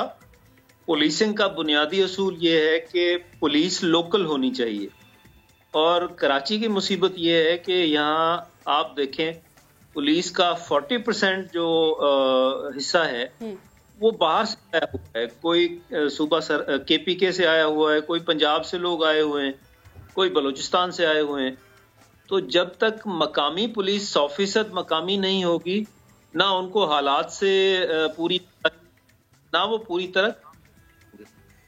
तो मेरा मानना ये है कि सबसे पहले तो हमें पुलिस को लोकल लोगों पर मुश्तमिल होना चाहिए। इसमें आप जब भी नई भर्ती हो तो आपको मकामी लोगों को तरजीह देनी चाहिए। दूसरी बात यह है कि लास्ट टाइम भी इसी तरह के एक शो में एक साहब ने बड़ी अच्छी बात की थी। जब मैंने कहा था कि डी वेपनाइजेशन के लिए कोई मुहिम चलानी चाहिए, तो उन्होंने बहुत अच्छी बात की कि डी वेपनाइजेशन तो यहाँ आर्मी भी नहीं कर सकी तो पुलिस कैसे कर सकेगी। बिल्कुल उनकी बात बजा है, लेकिन सवाल ये है कि अगर हम ये रासा खौफ भी कानून की अमलदारी का हटा दें तो फिर तो जो इस तरह के वारदातें करने वाले लोग हैं वो तो शेर हो जाएंगे। तो कानून की अमलदारी का खौफ तो बहरहाल रहना चाहिए। और ये जो डी वेपनाइजेशन या क्रिमिनल्स के अगेंस्ट जो क्रैक डाउन्स होते हैं वो जारी रहने चाहिए। ये दो बुनियादी बातें हैं जो मैं समझता हूँ इस पे हमें तवज्जो देनी चाहिए। सर, इस वक्त आपने बड़ी अच्छी बात की कि लोकल्स को इन्वॉल्व करना चाहिए और मुकामी लोगों को भी इन्वॉल्व करना चाहिए ताकि इस क्राइम को बढ़ने से रोका जाए। सर, क्या स्ट्रेटेजी बनाई जाए? क्योंकि आप देखिए जो अवाम है, जो आम आवाम है, जब वो लुट जाते हैं उसके बाद उनके पास कुछ नहीं बचता है सर, घर के घर तबाह हो जाते हैं। और उस पे सितम ये कि फिर उनको गोली भी मार दी जाती है, उनको गोली मार के जाते हैं सर। कभी किसी बच्चे को मार देते हैं, किसी खातून को मार देते हैं। सर, ये एक ऐसा क्राइम है जो कि साइलेंट किलर है। अवाम इससे मर रहे हैं, लोगों को बड़ा नुकसान पहुंचता है, पूरे पूरे घर तबाह हो जाते हैं सर। जी देखें, पुराने जमाने में एक अंग्रेजों के जमाने में बहुत अच्छा निजाम था। हर थाने में एक डिटेक्टिव स्टाफ होता था। कुछ कांस्टेबल्स को DFC कहते थे, डिटेक्टिव फुट कांस्टेबल्स। उनका काम ये होता था, वो थाने की गलियों में, बाजारों में इधर उधर घूम फिर के लोगों के साथ मिल बैठ के तो वो इंटेलिजेंस कलेक्शन करते थे कि कौन लोग हैं जो जेब तराश हैं, कौन लोग हैं जो चोरी करते हैं, कौन लोग हैं जो डाका डालते हैं। आजकल ये जो इस पहलू की तरफ मेरा ख्याल है तवज्जो नहीं दी जा रही। हर थाने में डिटेक्टिव स्टाफ को तश्कील देना चाहिए और उनको ये टास्क देना चाहिए कि आप अपने एरिया में, अपने थाने की हद में घूम फिर के इंटेलिजेंस कलेक्शन करें और मालूम करें कौन से लोग हैं ये। कोई मतलब पता चल जाता है कि कौन लोग जेब तराश हैं, कौन लोग स्ट्रीट क्राइम करते हैं, कौन लोग क्या करते हैं। तो इस तरफ मेरा ख्याल है अगर लोकल पुलिस हो, लोकल पुलिस वाले हों, अगर औरंगी के थाना है तो औरंगी को जानने वाले वहाँ स्टाफ होना चाहिए। अगर गुलशन इकबाल है तो गुलशन इकबाल से फेमिलियर लोग वहाँ होने चाहिए। अब पंजाब या केपीके से आके बंदा वहाँ क्या उसको पता होगा कि इन गलियों में कौन रहता है, किस मोहल्ले में कौन रहता है, किस एरिया में कौन रहता है। तो ये चंद चीजें हैं जो मैं समझता हूँ इनकी तरफ हमें। चलिए सर, ये तो वो चीजें हो गई ना कि ऑन ग्राउंड आप जो है वो देख सकते हैं कि किसी को आप डिटेक्टिव रखना चाह रहे हैं, कौन गलियों में क्या कर रहा है, किसकी क्या एक्टिविटी है। सर, आपकी पुलिसिंग, आपकी जो पेट्रोलिंग है वो बहुत ज्यादा एक्टिव होनी चाहिए। सीसीटीवी कैमरास को एक्टिव होना चाहिए, चेक पोस्टें होनी चाहिए जो लोगों को चेक कर सके, एटलीस्ट उन पे निगाह रख सके। सर, कराची शहर है, इतना बड़ा शहर है, हजारों लाखों लोग लुट जाते हैं इस तरह से। यही तो मैं कह रहा हूँ, ये चीजें तो ऑन ग्राउंड हो रही हैं। आपके कैमरे भी लगे हुए हैं, ये डॉल्फिन स्क्वाड्स भी हर जगह, ईगल स्क्वाड हर जगह घूम रहे हैं, उसके बावजूद भी ये वारदातें नहीं थम रही। तो मैं वही कह रहा हूँ कि घूमने फिरने से कुछ नहीं होगा जब तक इंटेलिजेंस कलेक्शन नहीं होगी, जब तक हमारे पास कोई वाज़ेह हमारे पास इंफॉर्मेशन नहीं होगी। अच्छा अख्तर साहब, एक तो ये चीज़ के हम 2021 के अवाइल के जो डेटा है वो बड़ा खौफनाक है। 80 तकरीबन लोग हैं जो कि डकैती मज़ाहमत पे जिनका कत्ल कर दिया गया है, और इतने लुटे हैं, और हमारी गलियों से लेके हमारी सड़कें, हमारे मैदानों से लेके पार्क तक कुछ भी महफूज नहीं है। क्या आप समझते हैं कि क्या ये इंडिविजुअल वाक़यात हैं या फिर इसके पीछे कोई माफिया है? देखिए, स्ट्रीट क्राइम करने वाले लोगों का मैं नहीं समझता कोई ऐसा ऑर्गेनाइज्ड नेटवर्क हो। हर एरिया में डिफरेंट गैंग्स होते हैं जो इस तरह की वारदातों में, जो इस तरह की इसमें ऑपरेट कर रहे हैं। तो इनको एज सच कोई मैं ऑर्गेनाइज्ड गैंग तो मैं नहीं समझता कि ये किसी गैंग की शक्ल में पूरे कराची में हो, जिसका पूरे कराची में नेटवर्क हो। हाँ, लोकलाइज्ड होते हैं, लोकलाइज्ड हर एक एरिया में अपने अपने एरिया में ये जो इस तरह का क्राइम करने वाले लोग होते हैं, इनका एक छोटा मोटा नेटवर्क जरूर होता है, लेकिन किसी लार्ज स्केल पे मैं नहीं समझता इस तरह का कोई नेटवर्क। अच्छा, और 2020 में 220 बंदे पकड़े जो कि स्ट्रीट क्राइम में मुलव्विस थे। 4 महीने बाद उनमें से 70 छूट गए, और वो जो 70 छूटे वो दोबारा इस नेट में आए, उन्होंने दोबारा लूटमार शुरू कर दी। किसकी कमजोरी है सर ये तो जहां हमारी पुलिस में बहुत सारे लूप होल्स हैं हमारे पुलिसिंग सिस्टम में, वहां बड़ी बदकिस्मती की बात यह कि हमारे अदालती निज़ाम में भी बहुत सारे लूप होल्स हैं। अगर अदालती निज़ाम में बेहतरी लाई जाए तो बहुत फर्क पड़ सकता है। इस वक्त हमारा अदालती निज़ाम भी एक बहुत बड़ी सर्जरी मांग रहा है।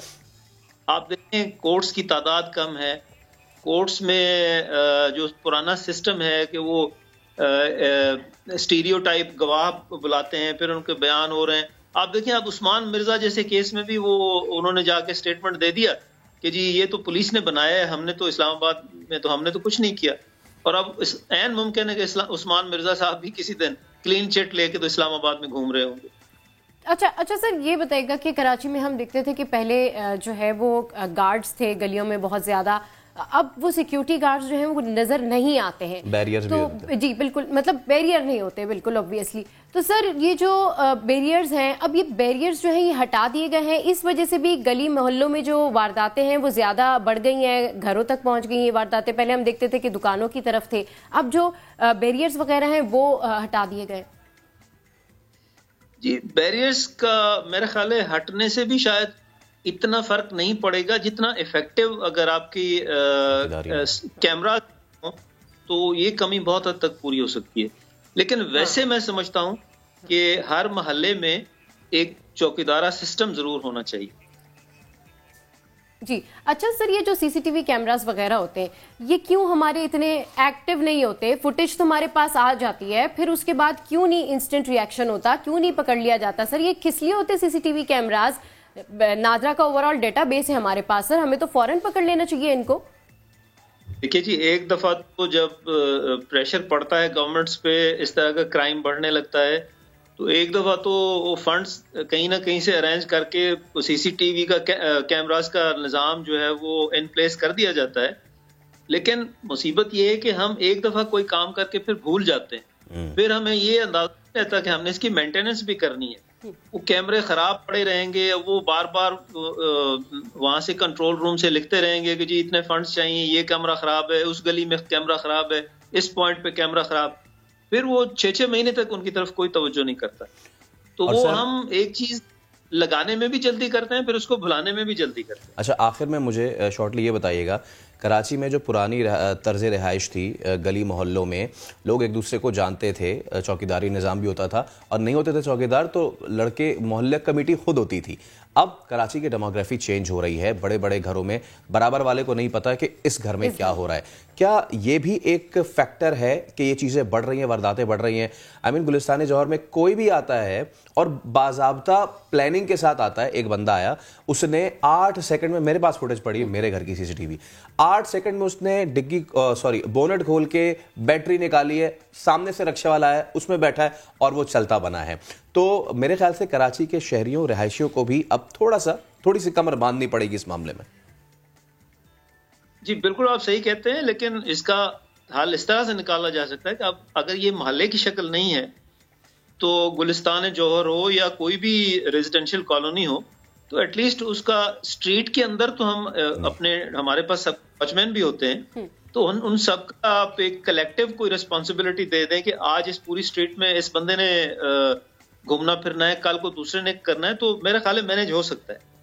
ठीक है, बहुत शुक्रिया अख्तर साहब, इस वक्त हमारे प्रोग्राम में कर रहे थे। और फैसल, सारी बात यही है कि ओवरऑल जो हाल है ना, अब वो यही है कि हम लोगों को इंडिविजुअली इस चीज़ के हवाले से जो है वो रोकथाम करनी होगी। जैसे कि हम लोग खुद ही अपनी गलियों में जो प्राइवेट सिक्योरिटी गार्ड्स रखते हैं वो रखें, खुद ही फिर हम परमिशन लें और खुद ही फिर ये बैरियर्स वगैरह का इंतजाम करें ताकि इस चीज़ की जो है वो रोकथाम हो। वरना हम देखते हैं कि आए दिन इस तरह के जो मामलात हैं, स्ट्रीट क्राइम्स जो हैं वो बढ़ते ही जा रहे हैं। तो जनाब, एक और अहम इशू जिक्र करते हैं कि कोरोना के बायस रोज़गार ख़त्म हुआ तो 60 साला अब्दुल रशीद को मुआशी मसाइल ने आ घेरा। उन्होंने फिर गुब्बारे बेचे, गुजर बसर फिर भी ना हो सका तो उन्होंने स्पाइडरमैन का रूप धार लिया। अब कराची में रात के वक्त सड़कों पर वो मुख्तलिफ अंदाज से शहरियों को एंटरटेन करते हैं, मगर इस दौरान उन्हें लोगों के नारवा सलूक का भी सामना करना पड़ता है। अब्दुल रशीद की कहानी जानिए शायान सलीम की जुबानी।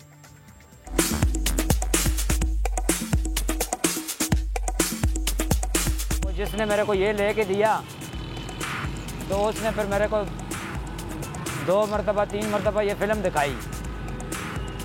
बोला रशीद चाचा आप ये फ़िल्म देखो ऐसे करोगे तो फिर जो है ना बच्चे खुश होंगे।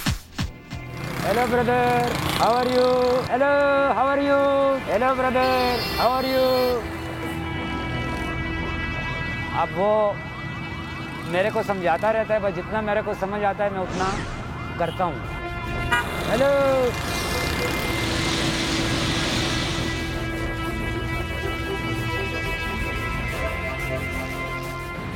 जब मैंने पहना, ये ज़हन रख के पहना कि जब मैं ये कॉस्ट्यूम पहनूंगा तो किसी को क्या मालूम कि मेरी एज क्या है।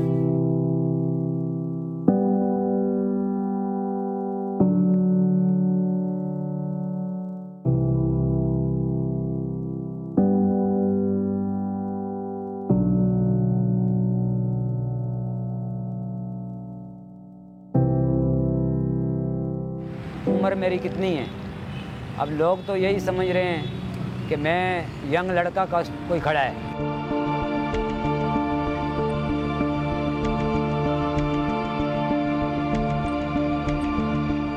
बस ये पहनने के बाद तो बस मेरा ज़हन भी यही बन जाता है कि मैं खुद भी जो है जैसे लड़का ही हूँ बिल्कुल। मुझे अपनी उम्र का एहसास ही नहीं होता। मैंने शादी हाल में भी काफ़ी अरसा रोटियां पकाई हैं और वैसे भी मैं नानबाई का काम करने वाला हूं, लेकिन ये कोरोना के दौरान मुझे 1.5-2 साल हो गए काम धंधा नहीं मिला। Brother how are you sir.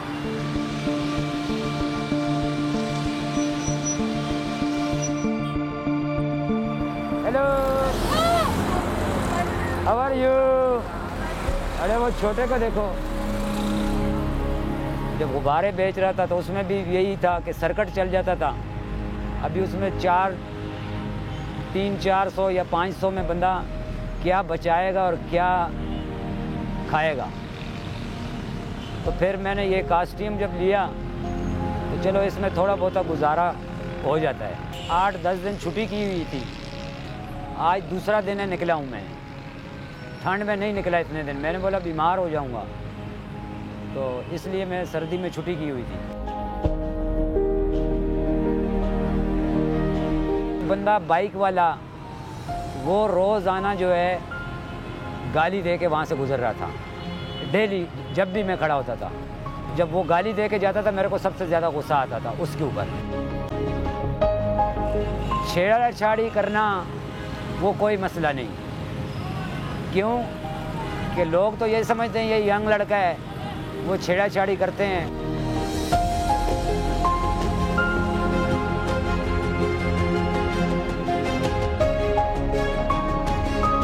अब दुनिया है, हर किस्म के लोग हैं, तो चलो हम लोग जो है टाइम पास करने के लिए अभी ज़्यादा देर ये लोगों की छेड़छाड़ी करने से, इसीलिए हम ज़्यादा देर जो है ना रोड पे खड़े भी नहीं होते।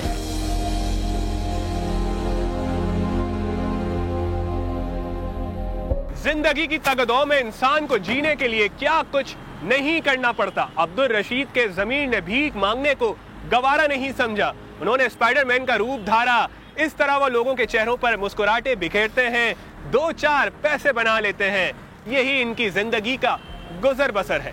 कैमरामैन सनाउल्लाह के साथ शायान सलीम, सामा, कराची। वैसे पूरी दुनिया में ना हम देखते हैं कि स्पाइडरमैन हो या फिर वो जो लिविंग स्टैच्यूज हों, रोम से लेके ट्रैफल्गर स्क्वायर और फिर शिकागो तक हमें इस तरह के मिलते हैं लोग के जो स्टैचू बन के बैठे होते हैं। वहाँ जो है दुनिया जब जाती घूमने, वहाँ जब पाकिस्तानी भी जाते हैं घूमने, उनके साथ बड़ी अच्छी तस्वीरें बनाते हैं। हमारे यहाँ पता नहीं क्यों नाकदरियत। सबसे बुरी बात ये थी, गालियाँ क्यों देते हैं आप? वो शख्स किस हाल में निकला है, कौन सी अपनी ज़रूरियात पूरी करने निकला है। अगर आप उसे कुछ दे नहीं सकते, उसकी कुछ मदद नहीं कर सकते, तो कम से कम अपनी तरबियत का मुजाहरा ना करें। खैर आगे बढ़ते हैं, और ऐसे ही 2 मजीद अशखास हैं कि जो हम दिखा रहे हैं इस वक्त आपको। एक इनमें से स्टील मैन है, मैन ऑफ स्टील, और एक इनमें से जो है वो गोल्डन मैन है। तो अब ये कहाँ पे खड़े हैं, और ये जो चलते फिरते मुजस्मे हैं, ये चलते फिरते अब हमारे स्टूडियोज पहुंच चुके हैं। वाह, जबरदस्त। तो हम बात करेंगे, हमारे साथ दोनों गेस्ट भी मौजूद होंगे और इनसे ये जानने की कोशिश करेंगे कि कब से ये काम कर रहे हैं और कितना इनको अर्सा हो गया है, लोगों का क्या रिस्पांस रहता है इसमें, ये जानना बड़ा जरूरी है। आप देख सकते हैं, अच्छा इसमें ये भी सब कि पेंट वगैरह करने में कितना ज़्यादा टाइम लगता होगा और इनको रिस्पांस कैसा आता है, दैट्स वेरी इंपॉर्टेंट। क्योंकि जैसा मैंने जिक्र किया, पूरी दुनिया में इस तरीके के जो लिविंग स्टैच्यूज हैं आपको जो वहाँ के टूरिस्ट स्पॉट्स होते हैं वहाँ पे खड़े नजर आते हैं। पाकिस्तान में ये कॉन्सेप्ट अभी इतना ज़्यादा नहीं है। हाँ, लेकिन ये है कि अब हम जो दिखा रहे हैं उसके बाद मुझे लगता है कि एवरीबडी विल फॉलो। कि ये देख सकते हैं आप दोनों, एक हैं गोल्डन मैन और एक है स्टील मैन, तो ये बिल्कुल ऐसे लग रहे हैं जैसे रियल स्टैचू जैसे। और जब ये चलते होंगे फैसल और लोगों के पास जाते होंगे तो डेफिनेटली एक स्केरी मोमेंट भी आता होगा, लेकिन एक खुशी का मोमेंट भी आता होगा, क्योंकि पाकिस्तान में ऐसी चीज़ें बहुत कम होती हैं। और ये आइडिया इन्होंने बड़ा ज़बरदस्त जनरेट किया है, जिस तरीके से इन्होंने बड़ा अपने आप को पूरा पेंट किया हुआ है और उसी तरह स्टैचू की तरह गिटार शिटार भी देखें, क्या ज़बरदस्त, क्या कलर गोल्डन, और बाल भी उनके थोड़े जो है ना वो मैसी से लग रहे। तो ये बड़ा जबरदस्त आइडिया है। और फैसल जिस तरीके से आप बात कर रहे थे, बच्चे भी आ रहे हैं, बिल्कुल। तो ये ऐसी चीजें जो हैं वो या तो हमें पार्क्स वगैरह में देखने को मिलती हैं या फिर फन गालास में, या फिर ऑब्वियसली जब क्रिकेट मैचेस होते हैं तो फिर इस तरह के हमें पर्सनैलिटीज देखने को मिलती हैं। लेकिन इस वक्त जो हम देख रहे हैं समा की स्क्रीन पर, जब ये दोनों हमें स्टूडियोज में ज्वाइन करेंगे तो हम इसे ये जरूर पूछेंगे कि ये डिफरेंट आइडिया इनके पास कहाँ से आया, बिल्कुल कैसे आया यार ये स्टैचू वाला आइडिया, और स्टैचू चल के भी लोगों के पास जा रहा है। This is like something else. इनसे ये भी पूछना है कि भाई इतनी देर खड़े रहते हैं आप, कोई मक्खी मच्छर तंग नहीं करता? और इतनी देर कलर पेंट लगा के खड़े रहना और फिर उसके बाद अपने आप को कहीं स्टैचू जाहिर करना और फिर कहीं ये जाहिर करना कि हम चल भी सकते हैं, वी कैन वॉक, और फिर स्माइली फेस, और this is something like this is really different. और लोग भी वहाँ पर जो है ना बड़े मज़े से खड़े हुए और इनके साथ जो है वो पिक्चर्स बना रहे हैं। अच्छा, ये बड़ी एक अच्छी चीज़ मुझे लगी कि ये जिस जगह भी वॉक अराउंड कर रहे हैं, जब ये पिक्चर बनवाएंगे तो ये स्टैचू बन जाएंगे आई गेस, क्योंकि जो हमें नजर आ रहा है नहीं सिर्फ पिक्चर बनवाते ही नहीं, ये कि देखें अभी किसी चौक पे हैं, वहाँ भी ऐसे ही खड़े हो गए ये, सही स्टैचू बन के खड़े हो गए। फिर जब बच्चे इनके पास आते हैं तो खुशगवार हैरत में मुब्तला हो जाते हैं और फिर तस्वीरें खिंचवाते हैं। फैसल, आपके साथ कभी कुछ ऐसा हुआ, आपने कभी ऐसा कुछ पिक्चर्स वगैरह खिंचवाई या आपने कभी ऐसा कुछ? नहीं, जिंदगी में ऐसे वाकयात हो जाते हैं, दिल पे ऐसी गुजर जाती है कि बंदा स्टैचू बन ही जाता है और स्टैचू बना रहता है और पता नहीं चलता कि मेरे साथ हुआ क्या है। खैर, हम अपने पर्सनल वाकयात नहीं शेयर करते, क्योंकि अगर वो शेयर करना शुरू करें तो जो देखने वाले लोग हैं वो स्टैचू बन जाएंगे। लेकिन अच्छा, अब हमारे मुल्क में इसकी पॉलिसी क्या है? जिस तरह बाहर लोग अट्रैक्ट होते हैं और लोग जो हैं फिर ऑब्वियसली दे पे देम, आते जाते लोग तस्वीरें बनाते हैं। हमारे मुल्क में जैसे अभी हमने जो स्पाइडरमैन बाबा थे, उनका हमने पैकेज देखा, शाह ने बड़ी जबरदस्त रिपोर्ट बनाई इस पे। तो आप देखें कि किस तरीके से लोगों का जो रवैया है उनकी तरफ वो कैसा है। अब कुछ तो हमने रेस्टोरेंट्स में देखा, वहाँ पे लोग आते हैं, कुछ बादशाह बने होते हैं, शहजादे बने होते हैं, कुछ बाबा हैं, अच्छा उनको तो वहाँ रोजगार मिल गया। अब ये बाबा हैं अब्दुल रशीद साहब, ये सड़कों पे, अब किसको पता इनके साथ क्या मजबूरी है, क्या प्रॉब्लम है, क्या प्रॉब्लम फेस कर रहे हैं। तो इस सब पे हम बात करते हैं। हमारे साथ गोल्डन और सिल्वर जो ये हैं अशखास मौजूद हैं, एहसान है और एहसान के साथ हुज़ैफा है, तो प्लीज। हाँ बिल्कुल, तो वेलकम टू हुज़ैफा एंड एहसान।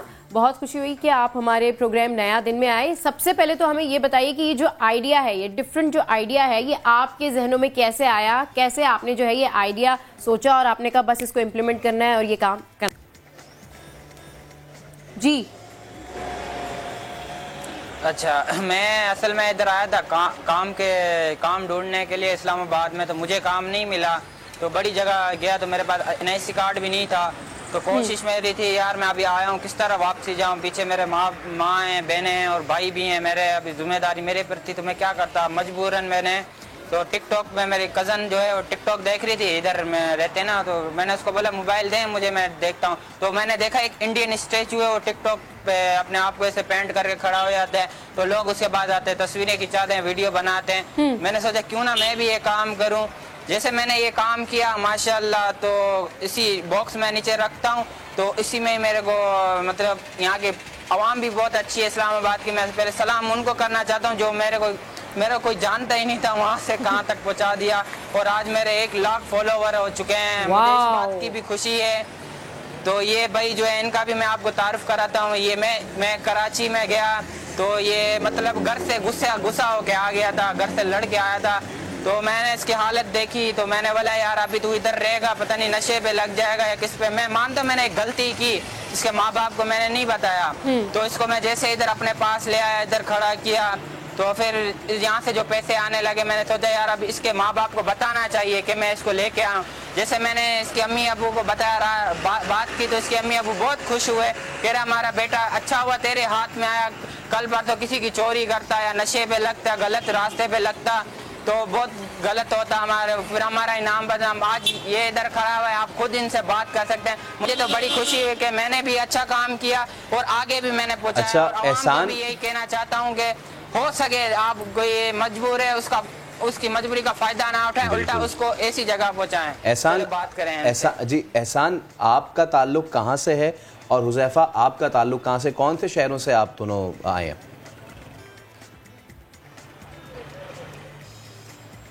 अस्सलाम वालेकुम, मैं हूँ, मेरा नाम हुज़ैफा है, मैं कराची में रहता हूँ।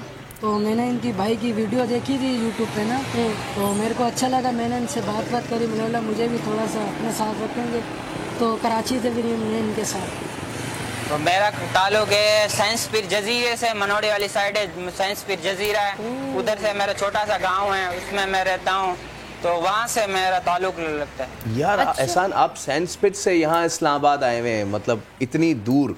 तो मुझे ये बताएं अब कि ये जो आप पेंट वगैरह करते हैं ना, तो ये कौन सा पेंट होता है और ये आसानी से छूट जाता है? कितनी देर लगती है आपको ये पूरा गेटअप करने में?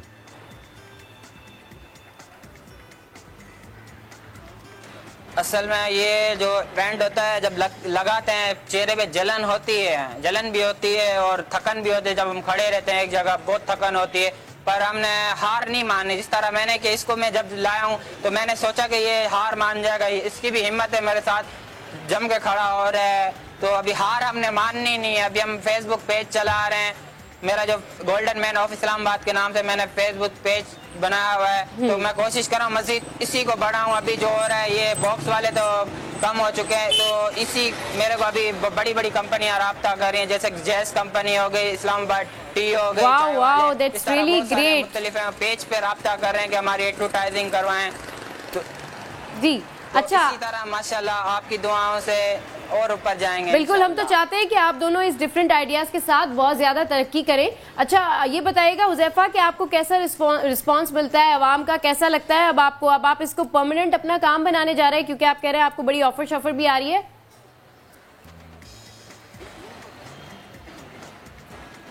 जी जी जी मैम, हमें बहुत खुशी हो रही है कि इनके साथ खड़ा हूँ, भाई के साथ, तो मुझे बहुत मज़ा आ रहा है, एंजॉय हो रहा है यहाँ पे। और एक बात मैंने कहनी थी कि इनके वालिद साहब आज टीवी में देख रहे हैं। जमील साहब देखें, आज ये आपका बेटा चलो थोड़ी सी बात पे मीडिया पे आ गया है, तो अभी जो नाराजगी थी उसको भूल जाएं और इसको अपना मना ले। वैसे आपने बोल तो दिया है कि आपके साथ मैं खुश हूँ, तो इसी तरह इंशाल्लाह ऐसे कोई भी मुझे मिलेगा इंशाल्लाह मैं उसकी मदद करूँगा। अच्छा ये एहसान, ये जो तीसरा बंदा आपके साथ था, ये नीले रंग का ब्लू मैन, ये किधर चला गया?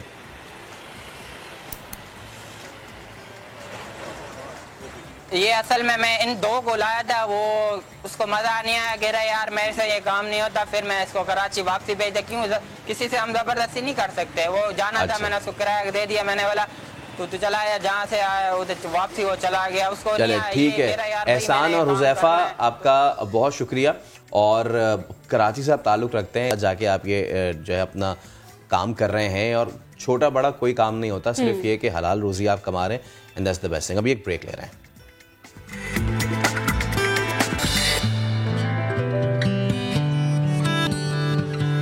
Welcome back. कराची में ग्रीन लाइन का सफ़र आवाम के लिए कितना मुफीद है और इस सफ़र के लिए किन किन मराहिल से गुजरना होता है, साथ ही एंकर सबा शेख बताएंगी।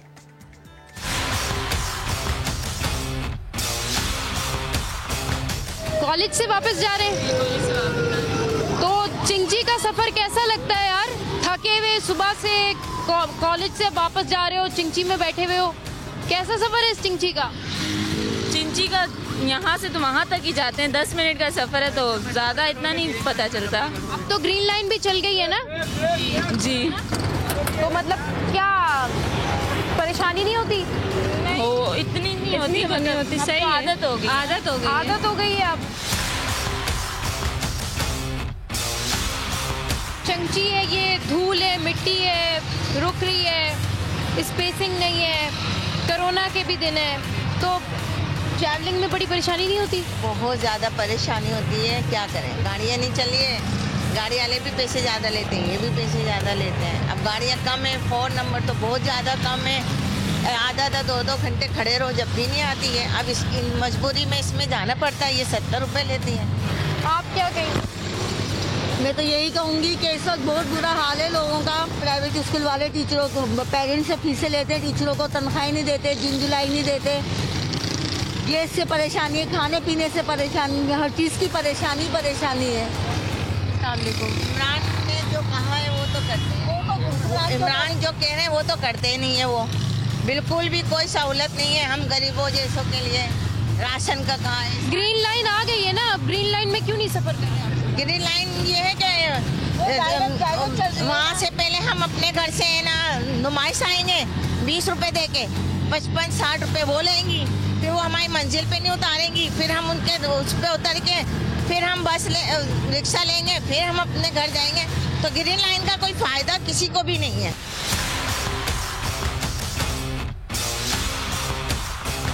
जब आप बस के लिए या चिंची के लिए घर से निकलते हैं, तब भी तो आपको चल के स्टॉप पे आना पड़ता है? स्टॉप पे नहीं आना पड़ता, ये घर के सामने से ही आ जाता है, घर के सामने आ जाता है। अब मैं जामा क्लास से बैठी हूँ, जामा क्लास समझो, जामा क्लास से मेरे को अगर ग्रीन बस में बैठना है तो मैं पहले बस वाले को 20 रुपए दूंगी, फिर मैं वहाँ पे नुमाइश आऊँगी, फिर उनसे टिकट लूँगी, फिर बैठूँगी, फिर वहाँ जाऊंगी, बहुत ज्यादा मुश्किल है। 2 गाड़ी के चक्कर में 4 में करना अब हमें एक में फायदा है ना, बच्चे हमारे ना रोजी कमा सकते हैं ना कुछ कर सकते हैं। लॉकडाउन में नौकरियां छूट गई।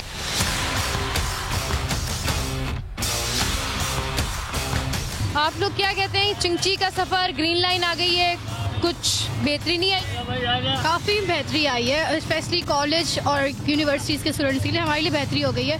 वरना चिंची में मर्दों के साथ सफ़र करना इट्स वेरी डिफिकल्ट, लेकिन ग्रीन बस ने काफ़ी कुछ। हाँ, ये एक बड़ा मैंने पॉइंट अभी नोट किया है कि चिंची में बिल्कुल, हाँ, बस का ना स्टेशन बहुत दूर है हमारे कॉलेज से। ये आप कैसे कह रहे हो ग्रीन बस से आपको आसानी? कोई आसानी नहीं है। आप क्या कहना चाह रहे हैं? ग्रीन बस में ना एक स्टॉप का 15 रुपीज़ किया है, तो इससे हमें बहुत महंगा पड़ रहा है। अपने घर से पहले उसके स्टॉप तक जाके हम किराया दें, फिर उसके बाद वहाँ से जाएंगे तो हमें। बट यार स्टूडेंट्स के लिए तो बड़ी अच्छी चीज़ है ग्रीन लाइन, और कराचीइट्स के लिए तो बड़ा एक अच्छा। फिर आप लोग क्यों नहीं सफ़र कर रहे ग्रीन बस? हमें डबल करना पड़ रहा है। अभी इस पे जाएंगे, एक दफ़ा पहुँच जाएंगे, उस पर हमें पहले स्टॉप पर पहुँचेंगे, फिर उसके बाद ग्रीन बस लेंगे। ग्रीन बस बहुत अच्छा है, बहुत अच्छा चेंज है। बस ये वजह है कि नहीं जा रहे। चेंज अच्छा है, लेकिन थोड़ा सा चेंज होता है तो कुछ तकलीफें होती है, लेकिन वो सफ़र अच्छा नहीं हो जाएगा। देखो धूल मिट्टी परेशानी, अभी आपने कहा कि यहाँ पे सामने आके जेंट्स भी बैठ जाते हैं। ऑब्वियसली आप कॉलेज जा रहे होते हो, आपका बैग है, 10 चीज़ें हैं, कन्फ्यूजन होती है। I can understand, but I think आप लोग ग्रीन लाइन में सफ़र करेंगे तो यूज्ड टू भी हो जाएंगे और आदत भी होगी। एग्जैक्टली, लेकिन पहले ग्रीन बस का रूट समझना पड़ेगा, उसका स्टेशन देखना पड़ेगा कहाँ से कहाँ तक है, फिर उसके बाद हम सफ़र शुरू करेंगे। अभी आप में से कोई बैठा ग्रीन लाइन में गया? कोई मेरी दोस्त बैठी थी, तो मतलब महंगा है मेरे लिए। तो एक ट्रैवलिंग, एक सफ़र मैंने चिंची रक्शे में किया, और अभी हम दिखाएंगे आपको कि बसों का क्या हाल है, और उसके बाद फिर हम चलेंगे ग्रीन लाइन में। एक ग्रीन लाइन में क्या कुछ है आवाम के लिए, और कराची के लोगों के लिए कितना अच्छा प्रोजेक्ट रहा है।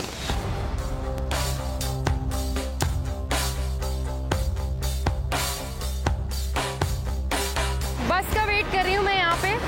आई डोंट नो बस कब आएगी। बिल्कुल मेरे सामने से ग्रीन लाइन जा रही है, कितने मज़े से ये ग्रीन लाइन जा रही है, और अभी तक मुझे यहाँ से जो बस है वो नहीं मिली। और इमेजिन करें जिनको कॉलेज स्कूल या ऑफिस से वापस जाना होता होगा और वो बस का वेट कर रहे होते होंगे, तो इतनी थकन में वो यहाँ खड़े हुए होते हैं, और फिर पता नहीं कौन सी थकी हुई बस आएगी।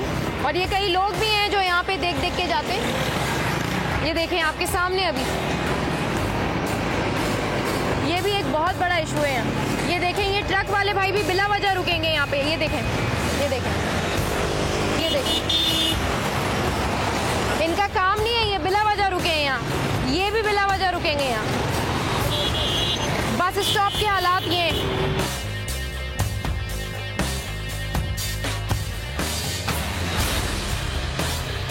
आप अपनी जिस डेस्टिनेशन पे जाना चाहते हैं, अब आप देखें कितना धुआं, कितना पोल्यूशन, कितना सायरन, जगह जगह ट्रैफिक स्टक।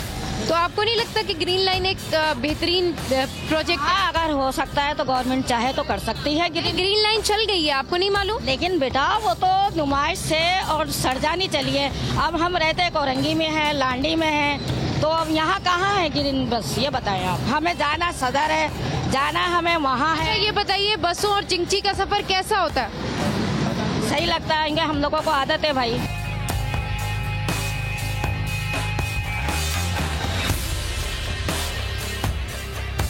जब एक कराची का किरदार ही ऐसा है, कहीं कुछ है तो कहीं कुछ है, तो माहौल के हिसाब से चलना पड़ेगा ना। मैं इस बस में बैठी थी और I can tell you the facts कि इतना धुआं है इस बस के अंदर कि मुझे समझ में नहीं आ रहा कि यहाँ पे जो जितने लोग बैठ के जा रहे हैं इनके लंग्स के साथ क्या होगा। हम उम्मीद करते हैं कि जो लोकल ट्रांसपोर्ट है इसके ऊपर भी तवज्जो दी जाएगी। हालत ज़ारा आप ज़रा देखें, ये कोविड की सूरत हाल है और इस सूरत हाल में हमारे पास बसों के इंफ्रास्ट्रक्चर ये हैं जहां आवाम को बेहतरीन सहूलियात देनी चाहिए। ग्रीन लाइन इसके मुकाबले में एक बहुत बेहतर प्रोजेक्ट मुझे लगा जिसमें कम से कम सिक्योरिटी के साथ खवातीन के लिए एक बहुत अच्छी चीज़ है ग्रीन लाइन। सबसे बड़ा ये मसला है कि जो रोज़ के लिए जॉब के लिए आती हैं, जॉब वगैरह के लिए आती हैं, उनके लिए मसला है, क्योंकि ये बस में सफ़र करना इतना मुश्किल है कि ये जेंट्स को भी बीच में घुसेड़ देते हैं, उनके लिए भी प्रॉब्लम्स हैं। ये तो हुकूमत को करना चाहिए, ये बस वाले भी क्या करेंगे, वो भी अपनी सोच रहे हैं। ये जिनको हुकूमत के लिए सोचना है वो नहीं सोचते हैं कुछ भी, सिर्फ आते हैं। आप भी लोग भी आए, इंटरव्यू लेके चले जाएंगे, बस क्या करेंगे, सिर्फ यही आपकी भी तो ड्यूटी है। ग्रीन लाइन तो अब चल गई है ना, तो वो तो चल रही है, लेकिन आप खुद देखो, आप खुद देख रहे हो, अभी ये फुल बस हो जाएगी तो वहाँ से जेंट्स भी लेडीज के अंदर ही होंगे, कोई है ही नहीं, सहूलत ही नहीं है। जो बाहर निकलती है उनके लिए भी कोई सहूलत नहीं है, इसीलिए तो अब ग्रीन लाइन चलाई है, आगाज तो किया है ना इस टाइप। अभी कुछ भी नहीं है। लेकिन आपको नहीं लगता ग्रीन लाइन इससे बेहतर बस है?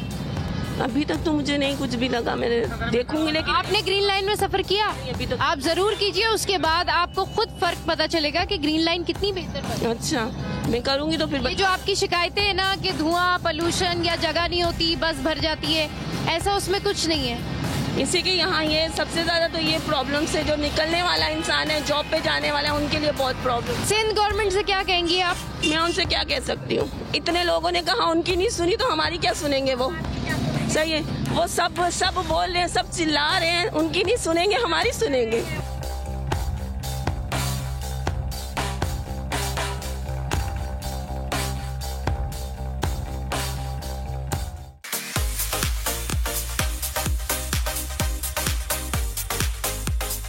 मैं इस वक्त ग्रीन लाइन में सफ़र करने जा रही हूँ और लेट्स सी कि कैसा एक्सपीरियंस है, और आपको दिखाएंगे कि ग्रीन लाइन में क्या कुछ है और ये कितना कंफर्टेबल है। इस वक्त मैं एंट्रेंस पे हूँ, सो चलते हैं। ये है काउंटर और हम यहाँ से लेंगे टिकट, और 55 रुपीज़ इन्होंने मुझे कहे टिकट के, और हमने 4 टिकट लेने क्योंकि मेरी टीम भी मेरे साथ है।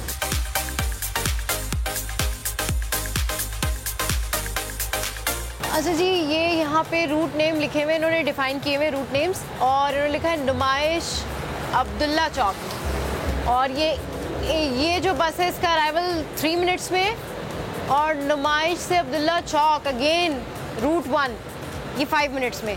तो इस तरह इन्होंने बताया हुआ है कि कितने मिनट्स में जो है ये बसेस यहाँ पर आएंगी। जाते जाते आपको एक एक चीज़ दिखाएंगे आज के यहाँ पर क्या क्या है। अच्छा, ये यहाँ पर इन्होंने मशीन जो है वो इंस्टॉल की है, और ये कार्ड भी मैंने ले लिया था। इस कार्ड का फ़ायदा ये है कि आप इस कार्ड से यहाँ पे अपना बैलेंस भी चेक कर सकते हैं। आप देख सकते हैं कि ये अमाउंट भी आ गई है कि आपके कार्ड में कितनी अमाउंट बाकी है, और कितने जो है वो आपके यहाँ पर और मज़ीद पैसे रहते हैं, ताकि अगर आप चाहें तो उसको रिचार्ज भी करा सकते हैं। ये कार्ड 100 रुपीज़ का है, और इसका फ़ायदा ये है कि अब ये जो 4 टिकट्स हमने लिए हैं, हम अब जब टिकट लेंगे तो हमें 55 रुपीज़ ही पे करने पड़ेंगे। लेकिन जब हम कार्ड लेंगे तो इस कार्ड का एक फ़ायदा ये भी है कि अगर हमें किसी करीब जगह पे उतरना है, लाइक हमने थोड़ा सा किलोमीटर जाना है, तो इसमें उतने ही पैसे जो हैं वो माइनस होंगे। तो this is very good thing, इसको हम बचत कार्ड भी कह सकते हैं इस तरह से।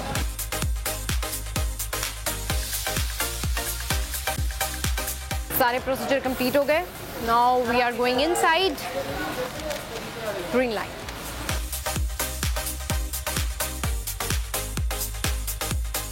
और ये ग्रीन लाइन चल पड़ी है, और आप देख सकते हैं कि इसके अंदर जैसा कहा गया था बिल्कुल वैसे ही फैसिलिटीज़ भी मौजूद हैं।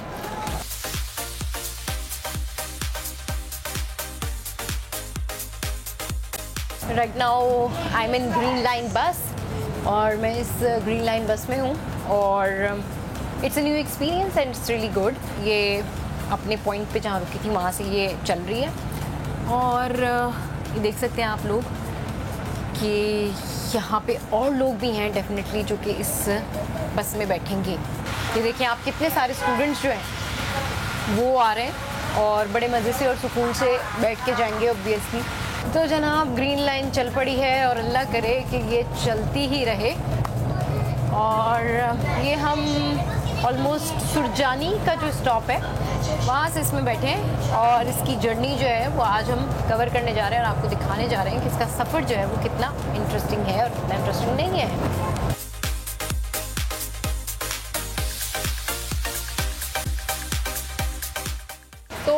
ग्रीन लाइन बस में इस वक्त मैं मौजूद हूँ और ये ख़वातीन इससे पहले डेफिनेटली बसेस में सफ़र करती होंगी या चिंची रिक्शे में सफ़र करती होंगी। So what is the difference now, ये जानते हैं। आप कुछ बात करना चाहेंगी, बताना चाहेंगी कि अब ग्रीन लाइन के आने के बाद कितनी ज़िंदगी आसान हो गई है? जी बहुत आसान हो गई है और बहुत अच्छा लग रहा है। मैं फ़र्स्ट टाइम बैठी हूँ इसमें और मेरे बच्चे बहुत ज़्यादा है ना कर रहे थे कि मुझे जाना है। बस यही मैं कहना चाहूँगी कि बस अल्लाह करे कि जिस तरह से ये स्टार्ट हुई है ये इसी तरह से रहे और हमारी आवाम जो है इसको वो कचरा ना बना दे जो और बसों का कचरा बन गया है।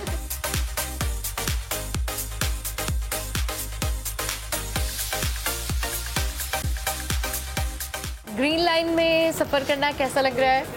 बहुत अच्छा लग रहा है माशाल्लाह, बहुत अच्छी सर्विस है। आम बसों से और चिंची रिक्शों से कितना बेहतर है? बहुत बेहतर है, काफ़ी बेहतर है। मैं फ़र्स्ट टाइम सफ़र कर रही हूँ, मुझे बहुत अच्छा लग रहा है। अच्छा, आप कुछ कहना चाहेंगी? ये हमारा भी फर्स्ट टाइम ही है, इंशाल्लाह फ्यूचर में भी ऐसे रहा तो फिर बहुत अच्छा सिस्टम है। जो बसें हैं और जो हमारे यहाँ चिंची रिक्शा हैं उससे बहुत बेहतर सफ़र है, आसान हो गई ज़िंदगी। बहुत आसान हो गई, मैं तो कहती हूँ वो सब खत्म करके यही चालू कर दें तो बहुत अच्छा है। आप क्या कहना चाहें? मैं ये कहना चाह रही थी कि बहुत अच्छा है ये मकसद, लेकिन स्टूडेंट के लिए बहुत महंगा है। मेरा बेटा जाता है बाड़ा मार्केट मकसद 5-2, लेकिन वो 50-55 रुपए रोज़ कैसे बच्चे अफोर्ड कर सकते हैं।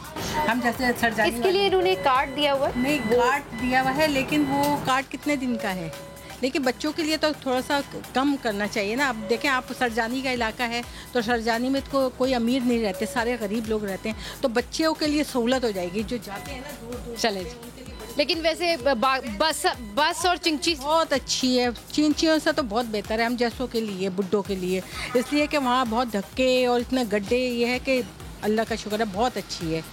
ठीक है जी, ओके जी। तो लोग काफ़ी खुश हैं और लोगों का जो पॉइंट ऑफ व्यू है वो यही है कि जो भी हो, लेकिन अब ये बसेस हमारे यहाँ चल गई हैं तो एटलीस्ट ये ऐसे ही रहें, इनको उसी तरह से ख़राब ना कर दिया जाए और ये ना हो कि वही हशरो जो बसेस का होता है यहाँ पर और जो है।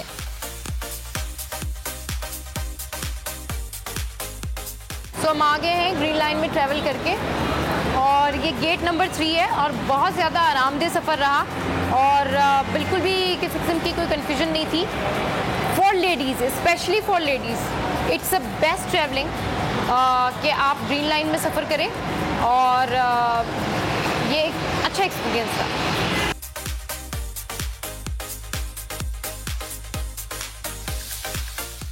तो दोनों तरफ जो है वो एस्केलेटर्स जाने वाली तो हैं, लेकिन जब आप वापस आते हैं तो आपको स्टेयर्स के थ्रू ही नीचे उतरना पड़ेगा। ग्रीन लाइन का ये आरामदेह सफ़र तय करने के बाद मेरी नज़र पड़ी यहाँ पे और आप देखें कि अभी हार्डली ये स्टार्ट हुई है, मतलब अल्लाह करे और आगे चले, बट ये देखें यहाँ पे ये चॉकिंग हुई हुई है, मतलब इसीलिए बस में बैठे हुए सारे लोग भी और हम भी यही दुआ कर रहे थे कि अगर ये चल गई है तो इसी तरह चलती रहे और इसका जो इंफ्रास्ट्रक्चर है वो एटलीस्ट ख़राब ना हो। चलिए आवाम से ये अपील कि अपनी बसों का रखें ख्याल। आज के शो से दीजिए इजाजत, मुलाकात होगी आपसे पीर को। बिल्कुल, सो स्टे विद अस।